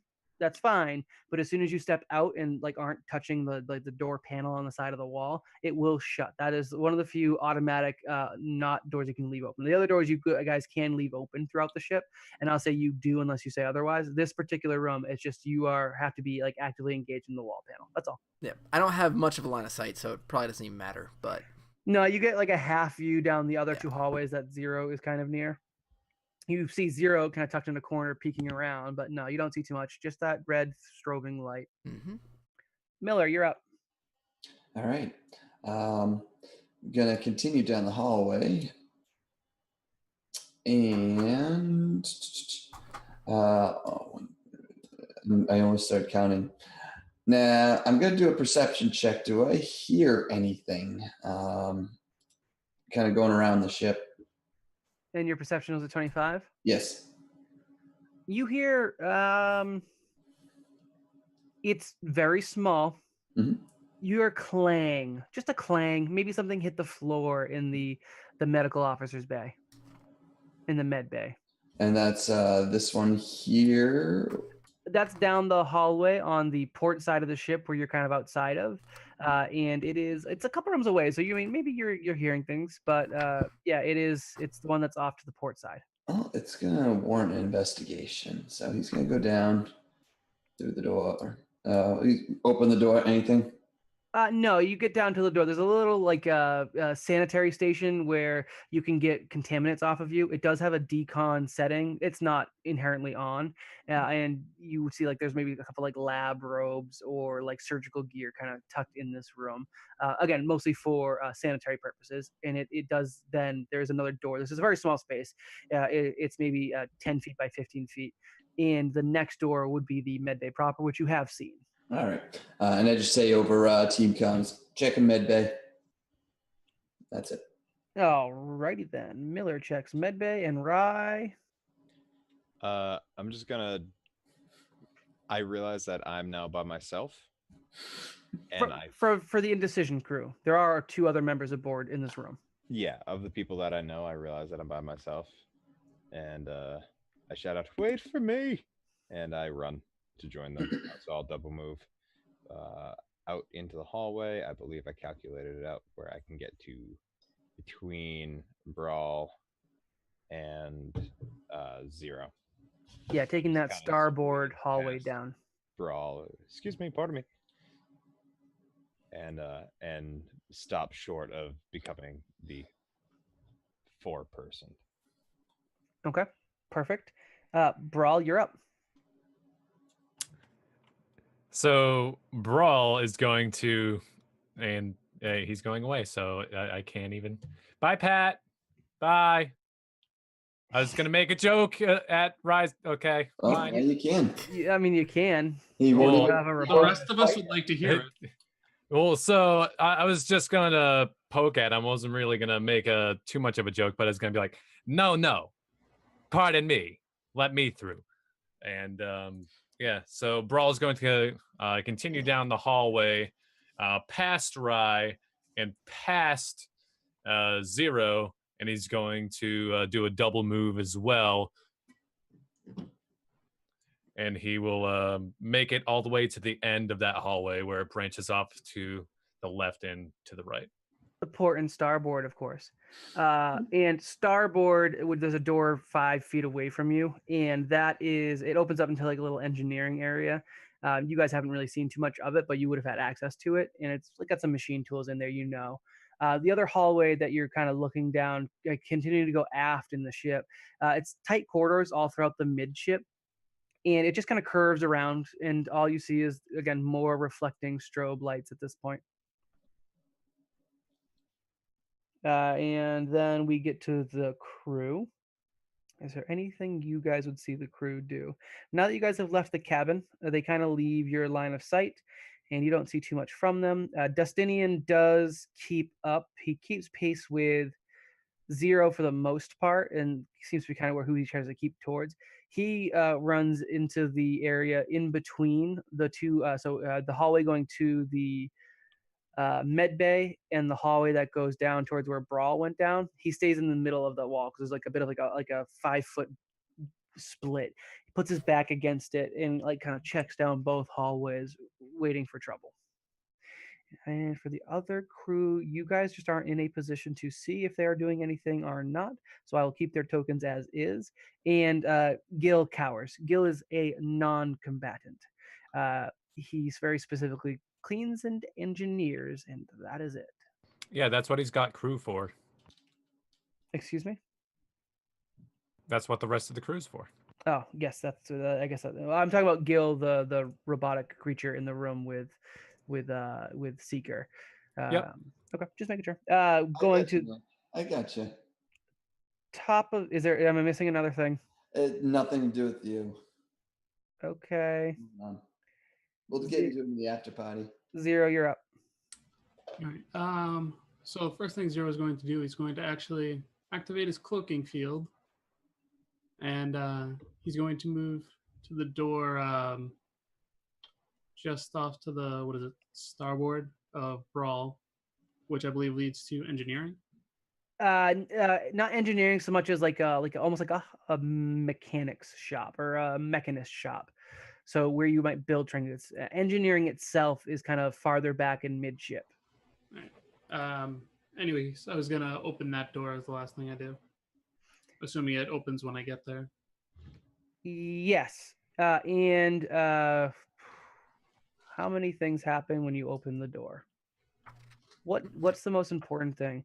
The door opens, and immediately the air around you begins sucking out past and through the doorway, and you begin feeling the tug of open space as you're looking out into a hole that seems to be cut into the hull of the ship.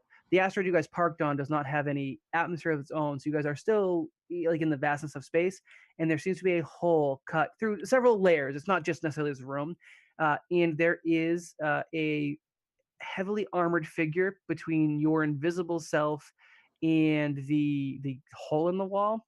I need you to make a reflex save to see if you are able to get your mag boots kind of clicked on before you are actually sucked out, or I guess further into the room.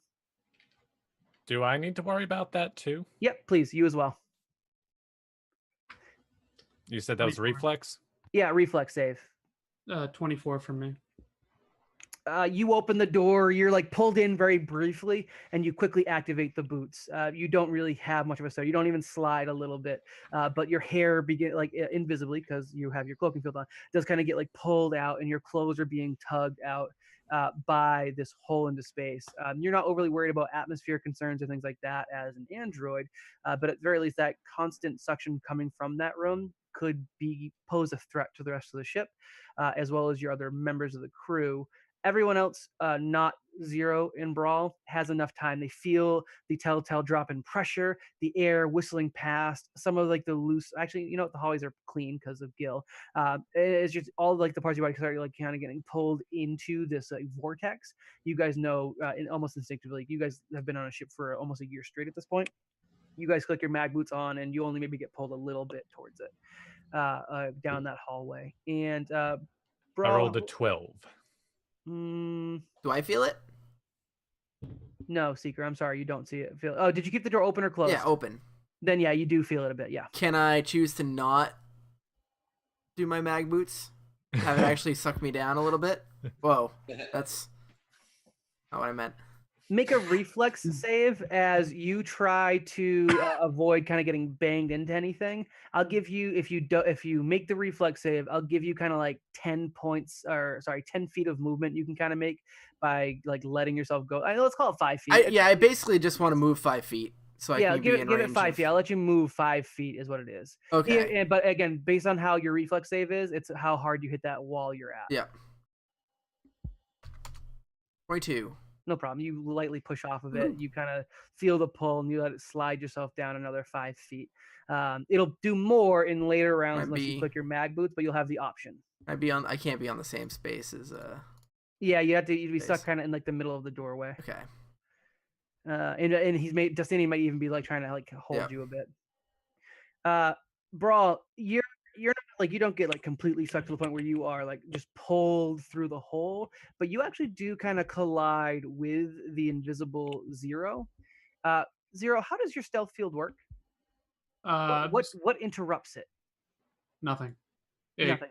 Like I can fire while maintaining it. It just like it ends that attempt to hide. So like he would know where I am. Like he would see a shimmer in the air as you got bumped into. Yeah. Okay. All right. And then if I stay still for a round, like I'm basically invisible. Right. Predator style, Brawl actually slides into you. You prevent him from going further into the room, which is nice for Brawl. He like hits you, gets his boots clicked on a little delayed, and you don't move anywhere because your boots kind of put on at the same time, so you don't really get staggered at all. But you do know that you are at least visible to this figure in the room. Now, to the figure in the room, it is a Zero. This is an immediate recognition. This is a member of one of the Border Space Union, now the Gerson Spheres, like crack squad of commando soldiers. These are units sent out on very particular missions, and unto themselves can take down established forces, mostly because of the fact that they're wearing some sort of powered armor and they have specialized training. As you had opened the door, the figure, which you can't make out any kind of species or race, just this like big, bulky, kind of black and orangish armor, takes a shot at you as they had prepared for anyone to come into the room. And I need to actually figure out what their ranged attack is. It looks like they've got a large kind of energy-based rifle that does seem a little bit a higher quality than just kind of a generic thing you'd find in any given market. This is definitely military grade. And does an 18 hit your EAC? No, mine's a 20. All right. The blast kind of goes clearly over your shoulder, which goes well over Brawl's head, and hits the wall, which is not terribly thick. It's sturdy material. Actually, where Miller is, it's the very opposite side of the wall that Miller's in, that separates the two hallways. Miller, you definitely hear something like smash and sizzle into the wall. Dustinian and Seeker also see the energy flare, and I'd say Rye probably also sees the energy flare down the end of the hallway as it streaks over Brawl's head. And we now have at least your. Is there still enough air to actually speak? Yes. Yeah. The air is actually like going past you guys. You won't hit zero oxygen levels or zero atmosphere levels for a decent amount of time. It does take a little bit of time for it to actually to empty. In that case, Zero immediately over the the team's comms. BSU here, elite soldiers. Okay, a quick tack report, and that is Zero's turn, and we actually get to this figure's turn is next, and it let's see, does it have any other fun abilities that it might use? Oh, I think it does. Did I just see grenade? I think I saw grenade in my sheet. Okay, it's a grenade. Ruh-roh. Whatever that does. If there's one thing that my experience as Rise taught us, is that you don't have to worry about grenades. They never land where you want them to. I would love for him to throw a grenade. He's probably Please do that. He's definitely throwing a grenade. Chris, could I have you on rules for a bit? Yep. So I want you to tell me how he throws a grenade as all the air is getting sucked out.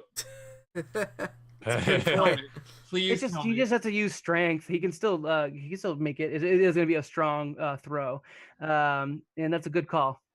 He doesn't think about that necessarily. It's going to be a Elite soldier. well. Again, he's in power armor. He should be able to chuck this as far as he needs to. I'm in power armor. Yeah, but you failed your reflex Good, so save. you Here's a can- question. Yeah. Sticky bomb grenade. Yep. Oh. Which one? Sticky bomb 1, 2. 2. All right. What do you want to know about it? What's it do? Explode tangled for 2d4 rounds in a 15-foot radius. Same general whatchamacallit, reflex, which is 10 plus half the grenade's item level, which would be 2 altogether, plus your dexterity modifier. So 10 plus 2 plus dex. In terms of how you throw, he's only going to throw it 10 feet. He's just trying No, to no, hit. that's the all right. Well, that's the range? No, that's Of the the explosion? The save The against save. it. Oh, sorry. I'm sorry. I must have missed something while I was getting the checkmate. So he's going to make the general attack roll to see how it where he's able to hit. Yep. And I'm going to just give him obviously I think it's negatives, a but 10. I think it's just 5. He has to beat a 5. But with the air rushing out of the room, I'll say he needs to hit a 15. And I'll even roll this one in, and his bonus for that is, and that's just a strength check, right? Yep. Where is his? Strength plus base attack bonus. I don't think I get their BAB in the sheet, so I might just have to give him strength. I would imagine it would be at least a 4 or 5. It's plus 5. And the BAB you think is plus 5? 4 or 5. What's yours as brawl as a soldier? Yeah, if it's a soldier, Yeah, it's it's full base attack bonus, so it would be his level. 1 per level usually. Okay, then so he's looking at a plus 10 to this roll, which isn't actually as good as I thought. But I'm going to say his DC to hit is a 15 because he's got to throw it 3 times as hard and fast because of the air rushing by. And I'll roll this in chat. So it's going to be /roll 1d20 plus 10. I'm actually not going to roll it in chat. I'm going to roll it in roll 20. And he makes it with a 17. So what it is, he kind of pulls back. You can see the like whirring like gears and things in like his elbow, and he hurls it at you guys in the place you are against the actual onrushing wind, and it does manage to cross far enough that it makes connection with the floor by your feet, Zero, and explodes. I will say the goo is what's the range on the goo, Chris? The stickiness? 15 feet. 15 feet. Mhm. I'll say that he probably doesn't anticipate how the actual like material is going to react to the rushing atmosphere. The goo does not go towards Brawl. It spreads 15 feet in a line almost back towards him. So there's like basically a sticky material substance for the next 15 feet directly in front of you, Zero. You are kind of rolled up inside of it. So, he has to make a save. Yeah, please. 19. And what did you say the save was? I just crushed 10 plus 2 plus his dex modifier. Dex mod's probably not that high. Plus 3. Yeah. So the So I'd 15. And is that reflex?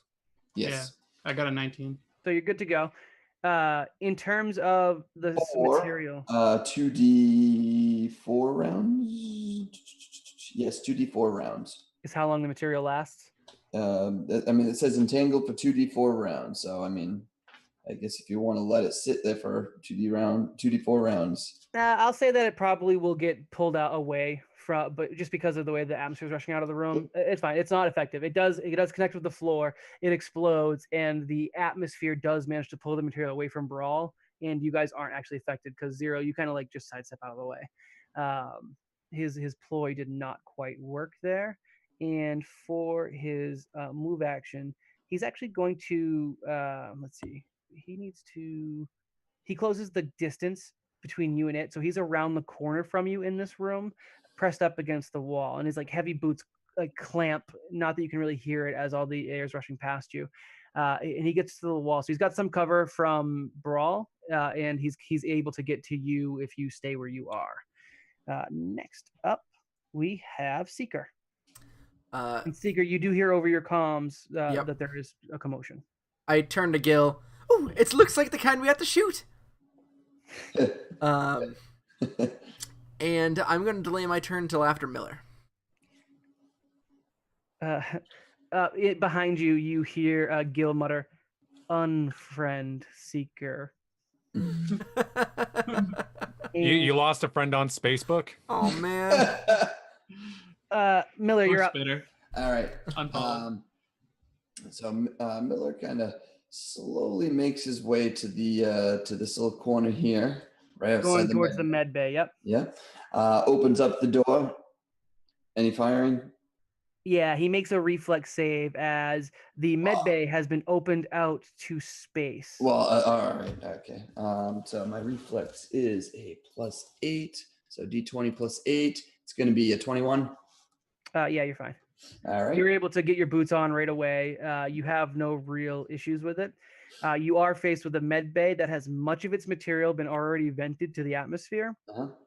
You, as an engineer, know that you should have heard more klaxon alarms about the ship being breached, and it's been suspiciously silent. And you have a heavily armored, dark metal with like orange piping along it armor of a soldier, kind of looking towards the door. I'm going to say that you have, what is it? The high cover, is that what it is? I get the actual rules, but I know what you're saying. Actually, I don't even know if he can shoot you from there because he has to actually have line on 2 different points, and he doesn't. He sees you. He knows you're there because you poke your head through. He doesn't have enough time to get a shot off. Mm-hmm. You do see that there is a soldier there at the ready, wielding a kind of a bigger laser pistol, Mm-hmm. and you see the body of Doc Fang like floating out Oh no, we liked him. into the void. He's non-responsive. That's as much as you get for this. He's a vampire. I mean, And- technically he's always floating, so he could still just be alive. I'm not going to argue with that, but he is kind of floating away into it. I'm going to put an X on him to show that he is not on the ship, or at least out of the combat. All right, and you still have an action. Yep. So I just say quickly over my comms. We got a bogey over here in the med bay as well. Doc Fang is down. Repeat, Doc Fang is down, and then he pokes his head around the corner and makes a fire. Regular ranged. It said click. 26.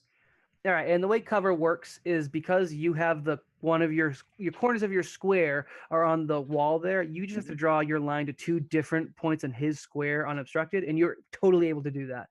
And mechanically, as you said, you kind of, descriptively, as you said, you poke your head around, take the shot, and duck back into cover. Happens in every movie and every show. Why shouldn't it actually be part of the game rules? So yeah, that totally works. And I'm sorry, what was the attack roll? 26. 26 against the AC here. Is it EAC or KAC? Probably It would be EAC. Yep. You actually hit it, no problem. He's providing a large target for you. Not large in terms of game mechanics, but it's a target that you are going to have a hard time missing. Sure. It's going to be 1d8 + 5. I just want to make sure that's the case. Range damage. Yep. So 10 damage. Cold. 10 cold damage. Let's look at its defense. Actually doesn't have anything against that. That's going to be, okay. 10 points. You hit the armor. You see it blacken and curl even more in that black metal. And yeah, you definitely have done some damage to it. All right. Cool. And after you Me. is, Seeker, because you delayed. Okay, noting that Miller is the only one down his hallway, Thank you. Seeker is going to join Miller instead of Brawl and Zero. So we can only move half speed? No. So With right mag boots? now you're still in atmosphere. It's a really large ship, and it's Okay. going to take some time to fully vent. So it's just that you have to have your mag boots because you are being tugged. That's all. Stop it. Okay. You're a bad person. All right.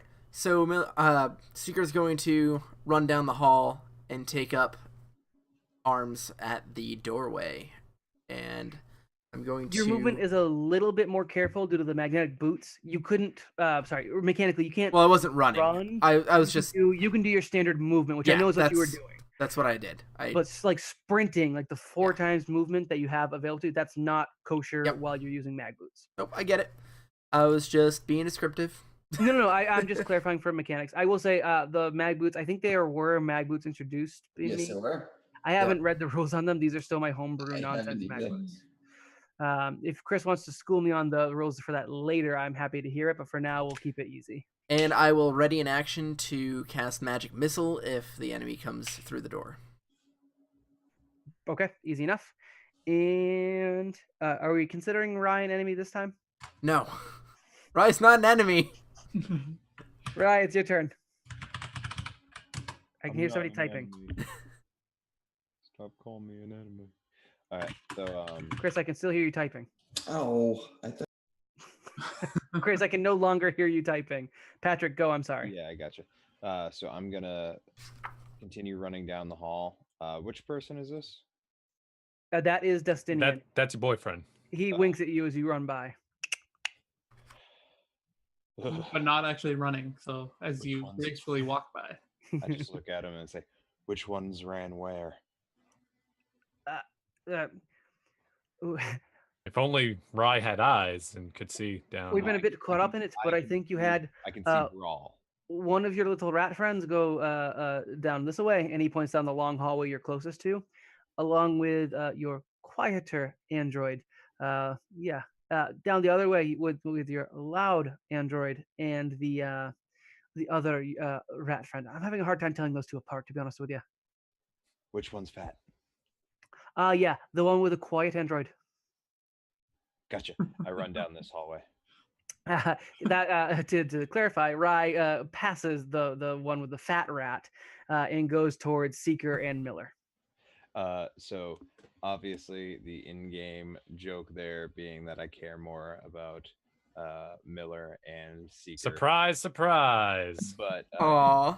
it's really that Don't worry, bro. I know Worried it's just about your Miller. power armor.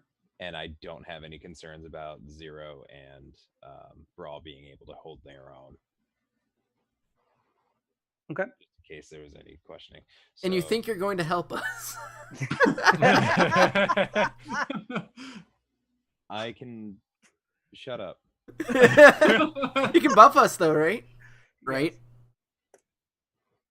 You didn't pick any buffs, did you? Of course you didn't. I've got one buff. Actually, it's not a buff. I mean, I'm pretty buff.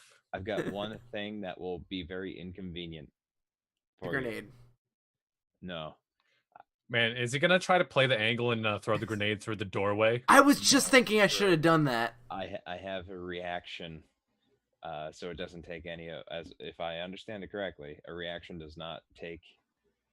It just takes up your reaction spot, which is Yep. not a whatever. Yep. If anyone attacks an ally and I see it, I can shout out "Watch out!" before the attack roll, and they get a +4 to their AC. That's nice. Regardless. So you're essentially Navi. Watch out! Yes. So you can make it that Brawl is never hit ever. Yes. Ever. He won't. But He won't, but he could. let me explain why I will. Because regardless of whether this succeeds in aiding the person or not, that person is now prone. That's fine. I get up as a swift action Oh, You sweet. you duck down. because of Yosoki. Yep. Oh, really? Yeah. Oh, then Brawl, I just became your shield. Yeah. That's funny. Aren't you you- sad I'm in the other room? You're now the sidekick. I like it. No. I heard sidekick. Go get him, Batman. I Thanks, heard Robin. Coach. I heard coach. Coach. Are you That's my coaching turn, I anyone just- right now, or is that the end of Rye? Well, no, as I stated, it's a reaction. I can't anticipate it. Okay, so were you doing anything else? I moved twice. No. I give Miller a high five. Go team slap on the tuchus. Bro, you up? Wait, can I react? No. Okay. Yeah, you didn't use up your reaction slot, so your reaction reply. No, continue. All right, so Brawl is gonna try to walk by Zero, be like, "Don't worry, I'll keep him off you." And I can probably just step right out in front of him without having like, do me walking onto the sticky bomb stuff, then do I have to roll to see if I'm entangled? I'm gonna say that no, it's getting pulled away. It wasn't his best use of a grenade. Apparently, grenades are not this person's specialty, despite him having grenade master, whatever that means. I'm gonna be your best friend, bro. Okay. And then I'm just gonna deck him. I'm gonna go right for let's say, well, he's probably a bit high. I'm gonna Great go right choice of for word, by the way. a nut shot. Boom! Less great choice of word. I'm gonna deck him in the nuts. Great. Please make your roll. 18, And probably. You hit against KAC. Yes. Or yeah. Okay. Yeah, your powered fist and your power armor like clangs into theirs, reverberates across, but does not actually leave a dent. Yeah, Okay. You don't actually connect. Yep, that's what I get for a somewhat low roll. You feel like you were real close, like real close. Or maybe if I Like had a 19. Like if someone had yelled, "Get him!" So close, but yeah, you didn't quite manage to actually. his nuts are well protected, I can assure that. Yeah, there's extra padding potentially. All right, and then for the mothership, you guys hear something come over the comms, and it's get a little distorted due to the rushing air and things like that, which is now dispersing out of 2 holes which have been opened up to the ship. You hear Lahris over the comm. Crew of the Indecision, I think we have a friend of yours on the bridge. And the comm gets cut off. Like static, it kind of fills the air. And that's Zero's turn. All right. So Zero is going to move into the room and walk around the soldier to the other side. And Drawing an attack of opportunity. Because of my uncanny mobility, I do not draw attacks of opportunity against the people I'm going to trick attack. Oh, perfect. Cool. So you kind of like sneak around, get under an arm, and are now behind it, flanking with Brawl. Yep. So that probably actually doesn't work. I don't know what the DC is for that, but I think 21 is going to be too low. It's plus, too low. roll It's the 2 plus CR? 19. Yeah, it's 20 plus their CR. Yeah, you don't. I imagine the CR is more than 1. It is more than 1. But I am going to, as a swift action, draw my knife and attempt to attack him. A 22. Yeah, you manage to get into a joint in the armor. You see like a really quick leg spot, and you get a little stab in there. Yeah. And it is, 6 damage, because operative weapons only get half. I'm trying to see if he does actually have it. And I don't know what. Chris, while you're doing stuff, could you look up Armor Mastery as a defensive ability? Armor Mastery. So that's a total of 6 points of damage, was it? Yep. That's to who I'm going to call Soldier 1, which brings his HP down to something I'm not telling you. Is it a feat? What is it? Yeah, I just have it under defense. It's Armor Mastery. It might be a feat. Yeah. For that, after Zero, we have the soldier that has been flanked by the android and Yosoki. Let's see, and who it considers more of a threat. What is its melee? Is Zero still invisible? Yep, it doesn't break, but it lasts 8 more turns. Yeah, you actually have to make a hide check and not move for it to actually help you, though, right? Yeah, no, but like as far as what I'm wielding, what my weapon is, he wouldn't know. Gotcha. So like he might find unknown more threatening. It's more so that you've hit him, and the other one, like his fist is like still like on his like groin plate. So he's gonna turn, and out of his armor extends let's see, what is it called? It looks like a tactical pike of some kind. It's kind of embedded in the armor and like kind of shoots out, almost like Baraka from Mortal Kombat. And he goes for a heavy backhand to the invisible, or I guess shimmering at this point, Zero, or the shimmering shimmer, as Miller might say. And this is actually a pretty high bonus to hit, but that's a low roll. It's going to be a 19 against your EAC. Sorry, KAC. Still misses. Yeah, you manage to kind of continue nimbly, and it kind of smashes into the wall. It probably dents the wall plate. It's a heavy blow, but you are able to step out of the way. and that actually goes to his friend in the other area, who is going to, let's see, for this one, he's just going to stand, kind of move. This is the soldier kind of in the room that Miller is looking into. Stamps across the room to get up against the wall, pulls out a grenade, and instead of throwing it, just reaches around the corner and slaps it against the wall, kind of in front of Miller's face. And I'm going to say detonates it on himself, Miller, and Rye. And what does a shock grenade 2 do? Miller, Chris. Pisses me off. All right. Well, shock grenade 2. I'm just buying time right here because I have it literally. You have me looking up like 4 things. Yes, I do. It does a thing that does things. Grenades. There we go. Shock grenade. Oh, all right. 2. All right. A shock grenade 2 is just explode 1d12 energy damage in a 15-foot radius. Same saving throw. 10 plus. Shock grenade 2. Yep. So 10 plus 2 plus his defense. So you said 15 altogether. Yeah, for the dex it's plus 3. So yeah. All right. So my reflex save will be this plus 8. A lot. Yeah, 24. Does it save completely or by half? I think it would do half damage.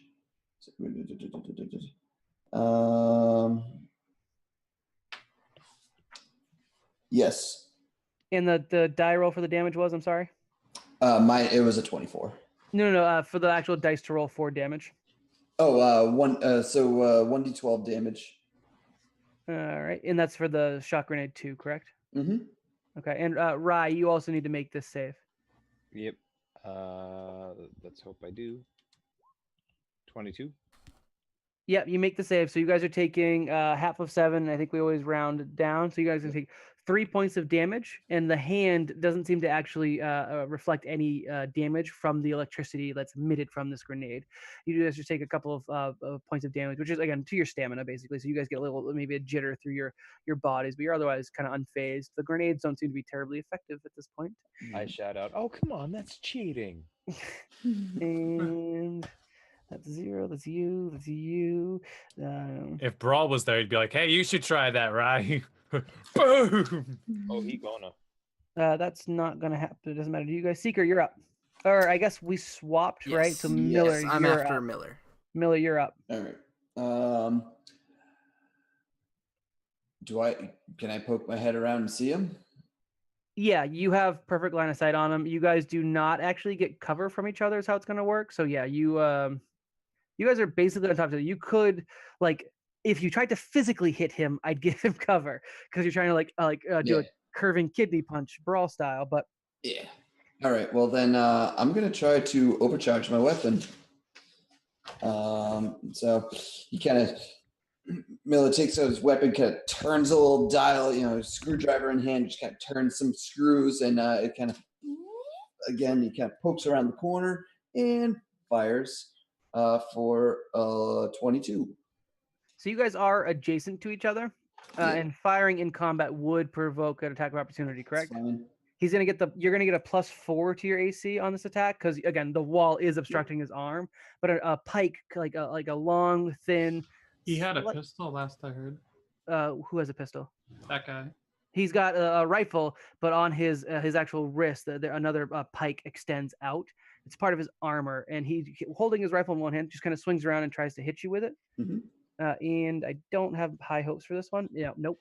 He clangs against the wall, and wavers right in front of maybe like Rye's face a little bit, who's behind you, but he does not actually make any sort of connection with you. He's kind of blind, trying to smack you.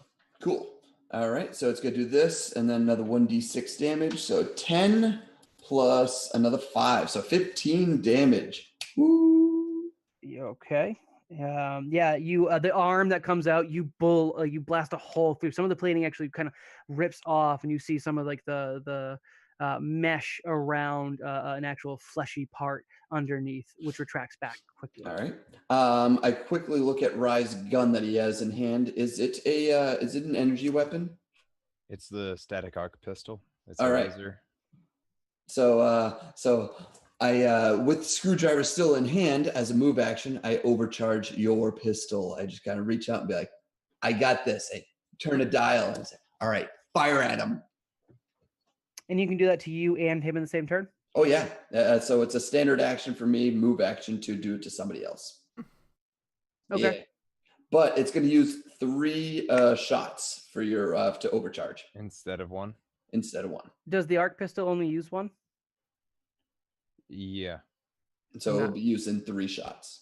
Okay. It is Seeker's turn first. Okay, so it's my turn right now. Yes. All right, so Seeker pulls out a grenade and charges it with magical ability. So actually, it's not really I guess it is technically magic. Little tiny nanobots come from his arm and go into the grenade as he chucks it through that doorway. I'm gonna try to hit the intersection that's kind of like behind him. So the problem with your throw is that your grenade, and I'll say you know this, is Yep. going to get picked up by the suction Yes. into the atmosphere. You have no real way of arcing it into the ground. It will not connect with the ground itself. I'll let you try to That's throw it fine. at him directly. Well, I'm trying But to just- bank it around the corner, basically. Yeah, the problem is it would just keep going. It would never stop. Yeah. But it would detonate. It's a timed thing. Oh, is it a Right. timed grenade? I mean, it's a frag grenade. A frag grenade Aren't all grenades timed? Like, only if you own a timer. so they explode on contact then. Yes, all grenades That's- explode on contact unless you have. Oh, sorry, it's not a timer; it's a detonator. You have to buy an individual detonator, and you attach this individual detonator to an individual grenade. Chris and I have looked this up for. Oh, for so they Rye. actually do detonate on, like, impact then. Yeah. Otherwise, every other grenade standard detonates only on impact. All right. Watch out, guys. Yeah, I do. I do call out and say, "Watch out, everybody! I'm trying something new. I'm pulling a Rye." And yeah, I throw the grenade. Pulling And my what do I what? need to do? It's just a Just make a D20 roll at this point. Realistically, you'd have to roll a nat 1 for me to screw you 4. up. That's more than enough. Okay. 5 would have done it where your distance is, and you basically just kind of let it go, and you let the air like pull it, or the atmosphere being sucked out, pull it into this large metal figure. What does it do? Is it It's implodes a against? one. Huh? What does it do? As it implodes against him?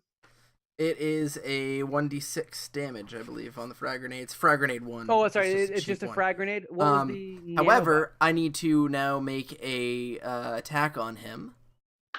Rye is such a good influence on the group. Nope, failed. Yeah, that is not going to do hit. anything fun in terms of that. Nope. And he'll make his reflex save. I believe everyone in that room needs to make a reflex save, if I'm not mistaken. Where does it hit? Where does it detonate? It basically hits the corner of the wall in between him and Miller. 20. Oh, you need me to make a reflex? Yep. Oh, okay. 13. Oh.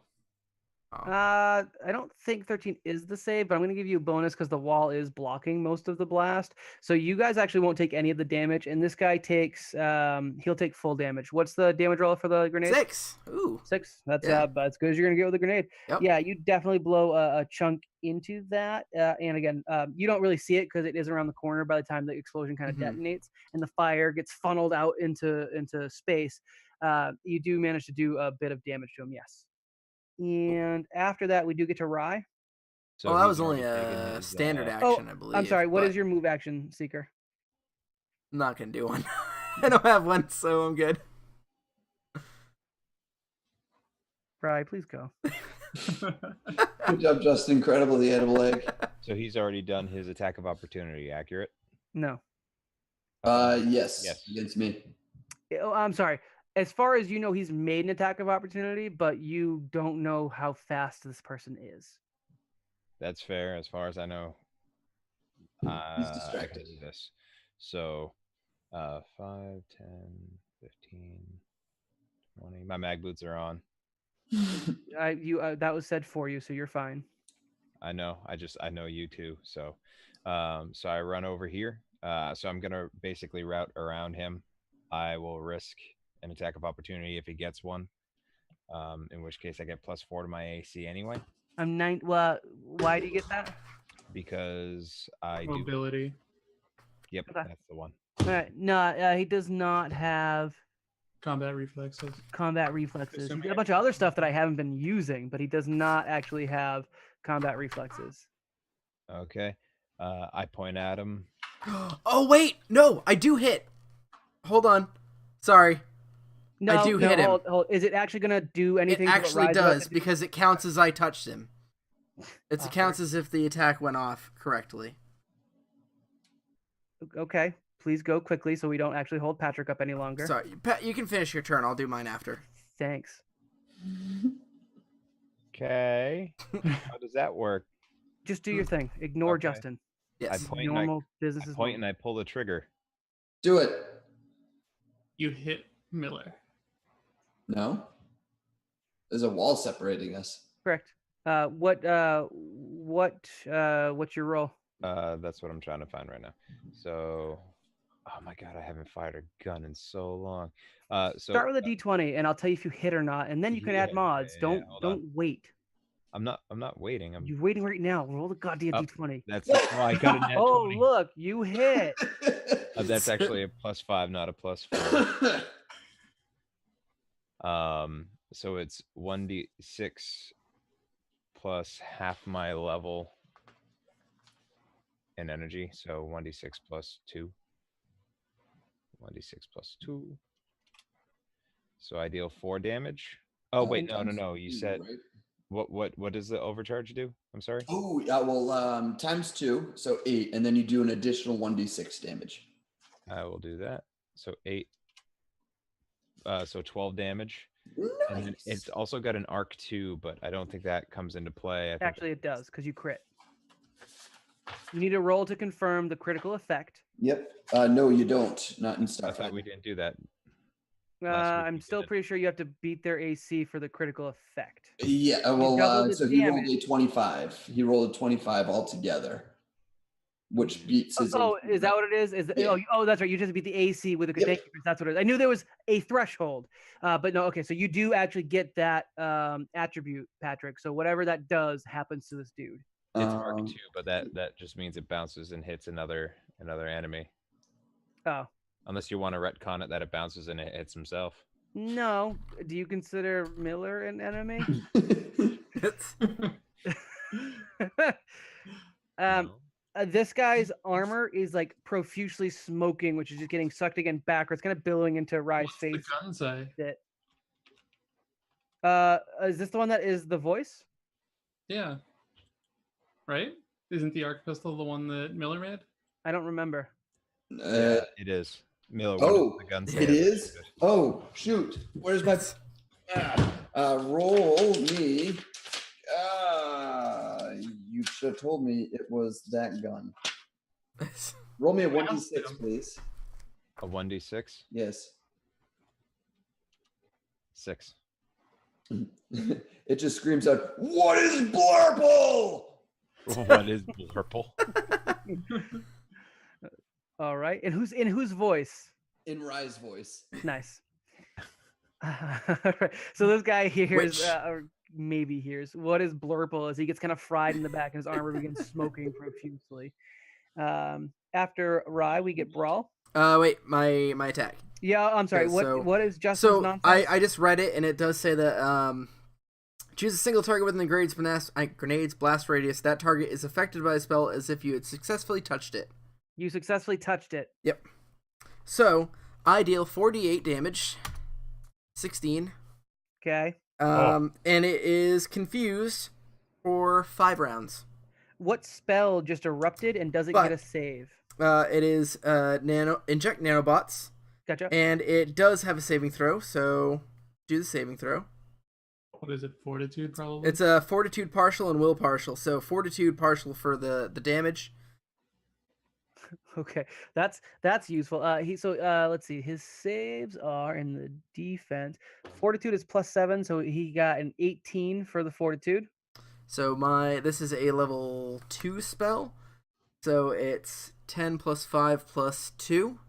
17, So right? looks like Oh he wait, saved. but I also have spell whatever it Proficiency? is. Yes. Spell focus. Okay, spell, and that gives it another DC. Yeah. +3. Yep. Oh, okay. So yeah, you're Level fine. He dash. does not make it. So he takes that's the damage. Yep, and he Right. also takes he's also confused. What is is it a different roll? Or The do I use will one roll for is both? at the beginning of each turn it can make a will saving throw to try to end the confusion effect. But I would make another will save, right? I don't use the one roll for both saves. No, you do the will save later. You don't do a will save now. Oh, don't do a will save now. Okay, Yep. that's fine. All right. So yeah, the full damage, and that was a total of 16. Yep. Yeah, that's not good. So that makes that carry the 1. Yeah. HP is extremely low.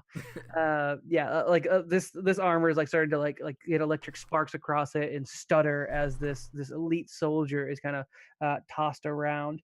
Next makes up, it so much Brawl, better. please. All right. So now that this fellow has turned himself around to attack Zero, he's opened himself to some well-deserved kidney punches. You better not miss the kidney punch is all I'm saying. I better not, otherwise I will be okay. Don't roll a brawl. Just breathe. Don't Nick. roll a Just brawl. breathe. It doesn't hit, but 15. plus Yeah. 2. You once again you clang into the back of the armor and you fail to dent the kidney plate. I'm sorry, I didn't hit my trick attack because he would have been flat-footed. Do you get what's the bonus for flanking? bonus? +2? Yeah. And you're hitting the KAC. unfortunately the KAC is the higher of the two values. So That's a user of power armor. I know that. yeah. No, you're just ineffectually patting this dude in the back. Good job. Now it's the crew's turn. Seeker, you're probably the only one who hears this, and Justinian says, "Commander!" and he sprints back to the holodeck and kind of disappears back to where you guys can no longer see Justinian. And the rest of the crew do not much of anything because they're all out of sight for you guys that you are able to know. And I just need to get a quick count on where is the speed? Give me 10 seconds.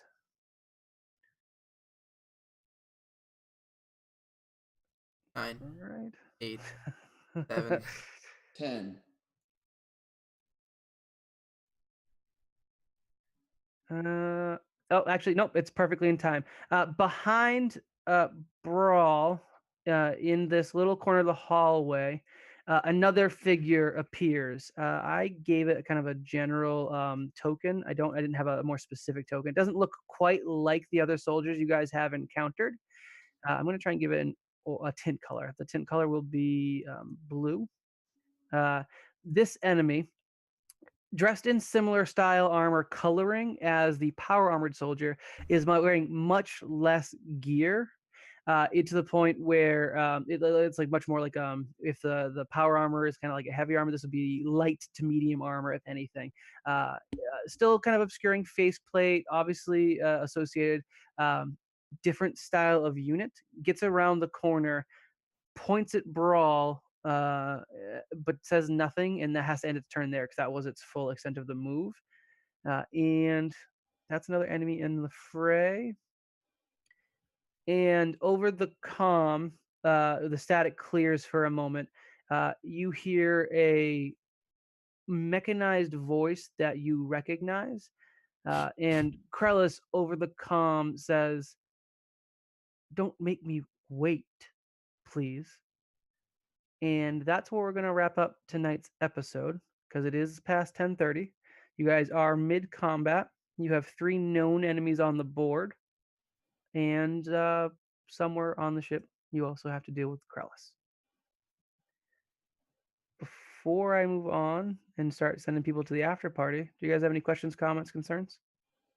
I'm Why concerned do I have to for roll so bad in combat? I could have made Brawl hit if I didn't roll a Brawl. So the reason my trick attack failed is because I was trying to help Brawl. That's fair. Chris, did you have something you want to say, or were you just doing the Charlie Brown thing? I was, yeah, that's exactly what I was doing. Okay. All right. Then for everyone else, we will pick up next Tuesday, 8:30 p.m. EST. Same channel, same place, probably all the same people, unfortunately. And we will be getting into probably the finish of this combat, where the party has to figure out how to deal with Krellis, again, somewhere aboard the ship, where I think you guys know because they kind of called out, and these border space / Gerson sphere soldiers that have engaged the party. Until that time, just want to remind folks, never split the party. Yeah, Patrick. Yeah, Yeah, Patrick. Yeah, Pat. First of all, I didn't. you were about to, but then you got scared to be alone. I'm just- going to be honest. Technically, Miller split the party first. No, sorry. No, I ran.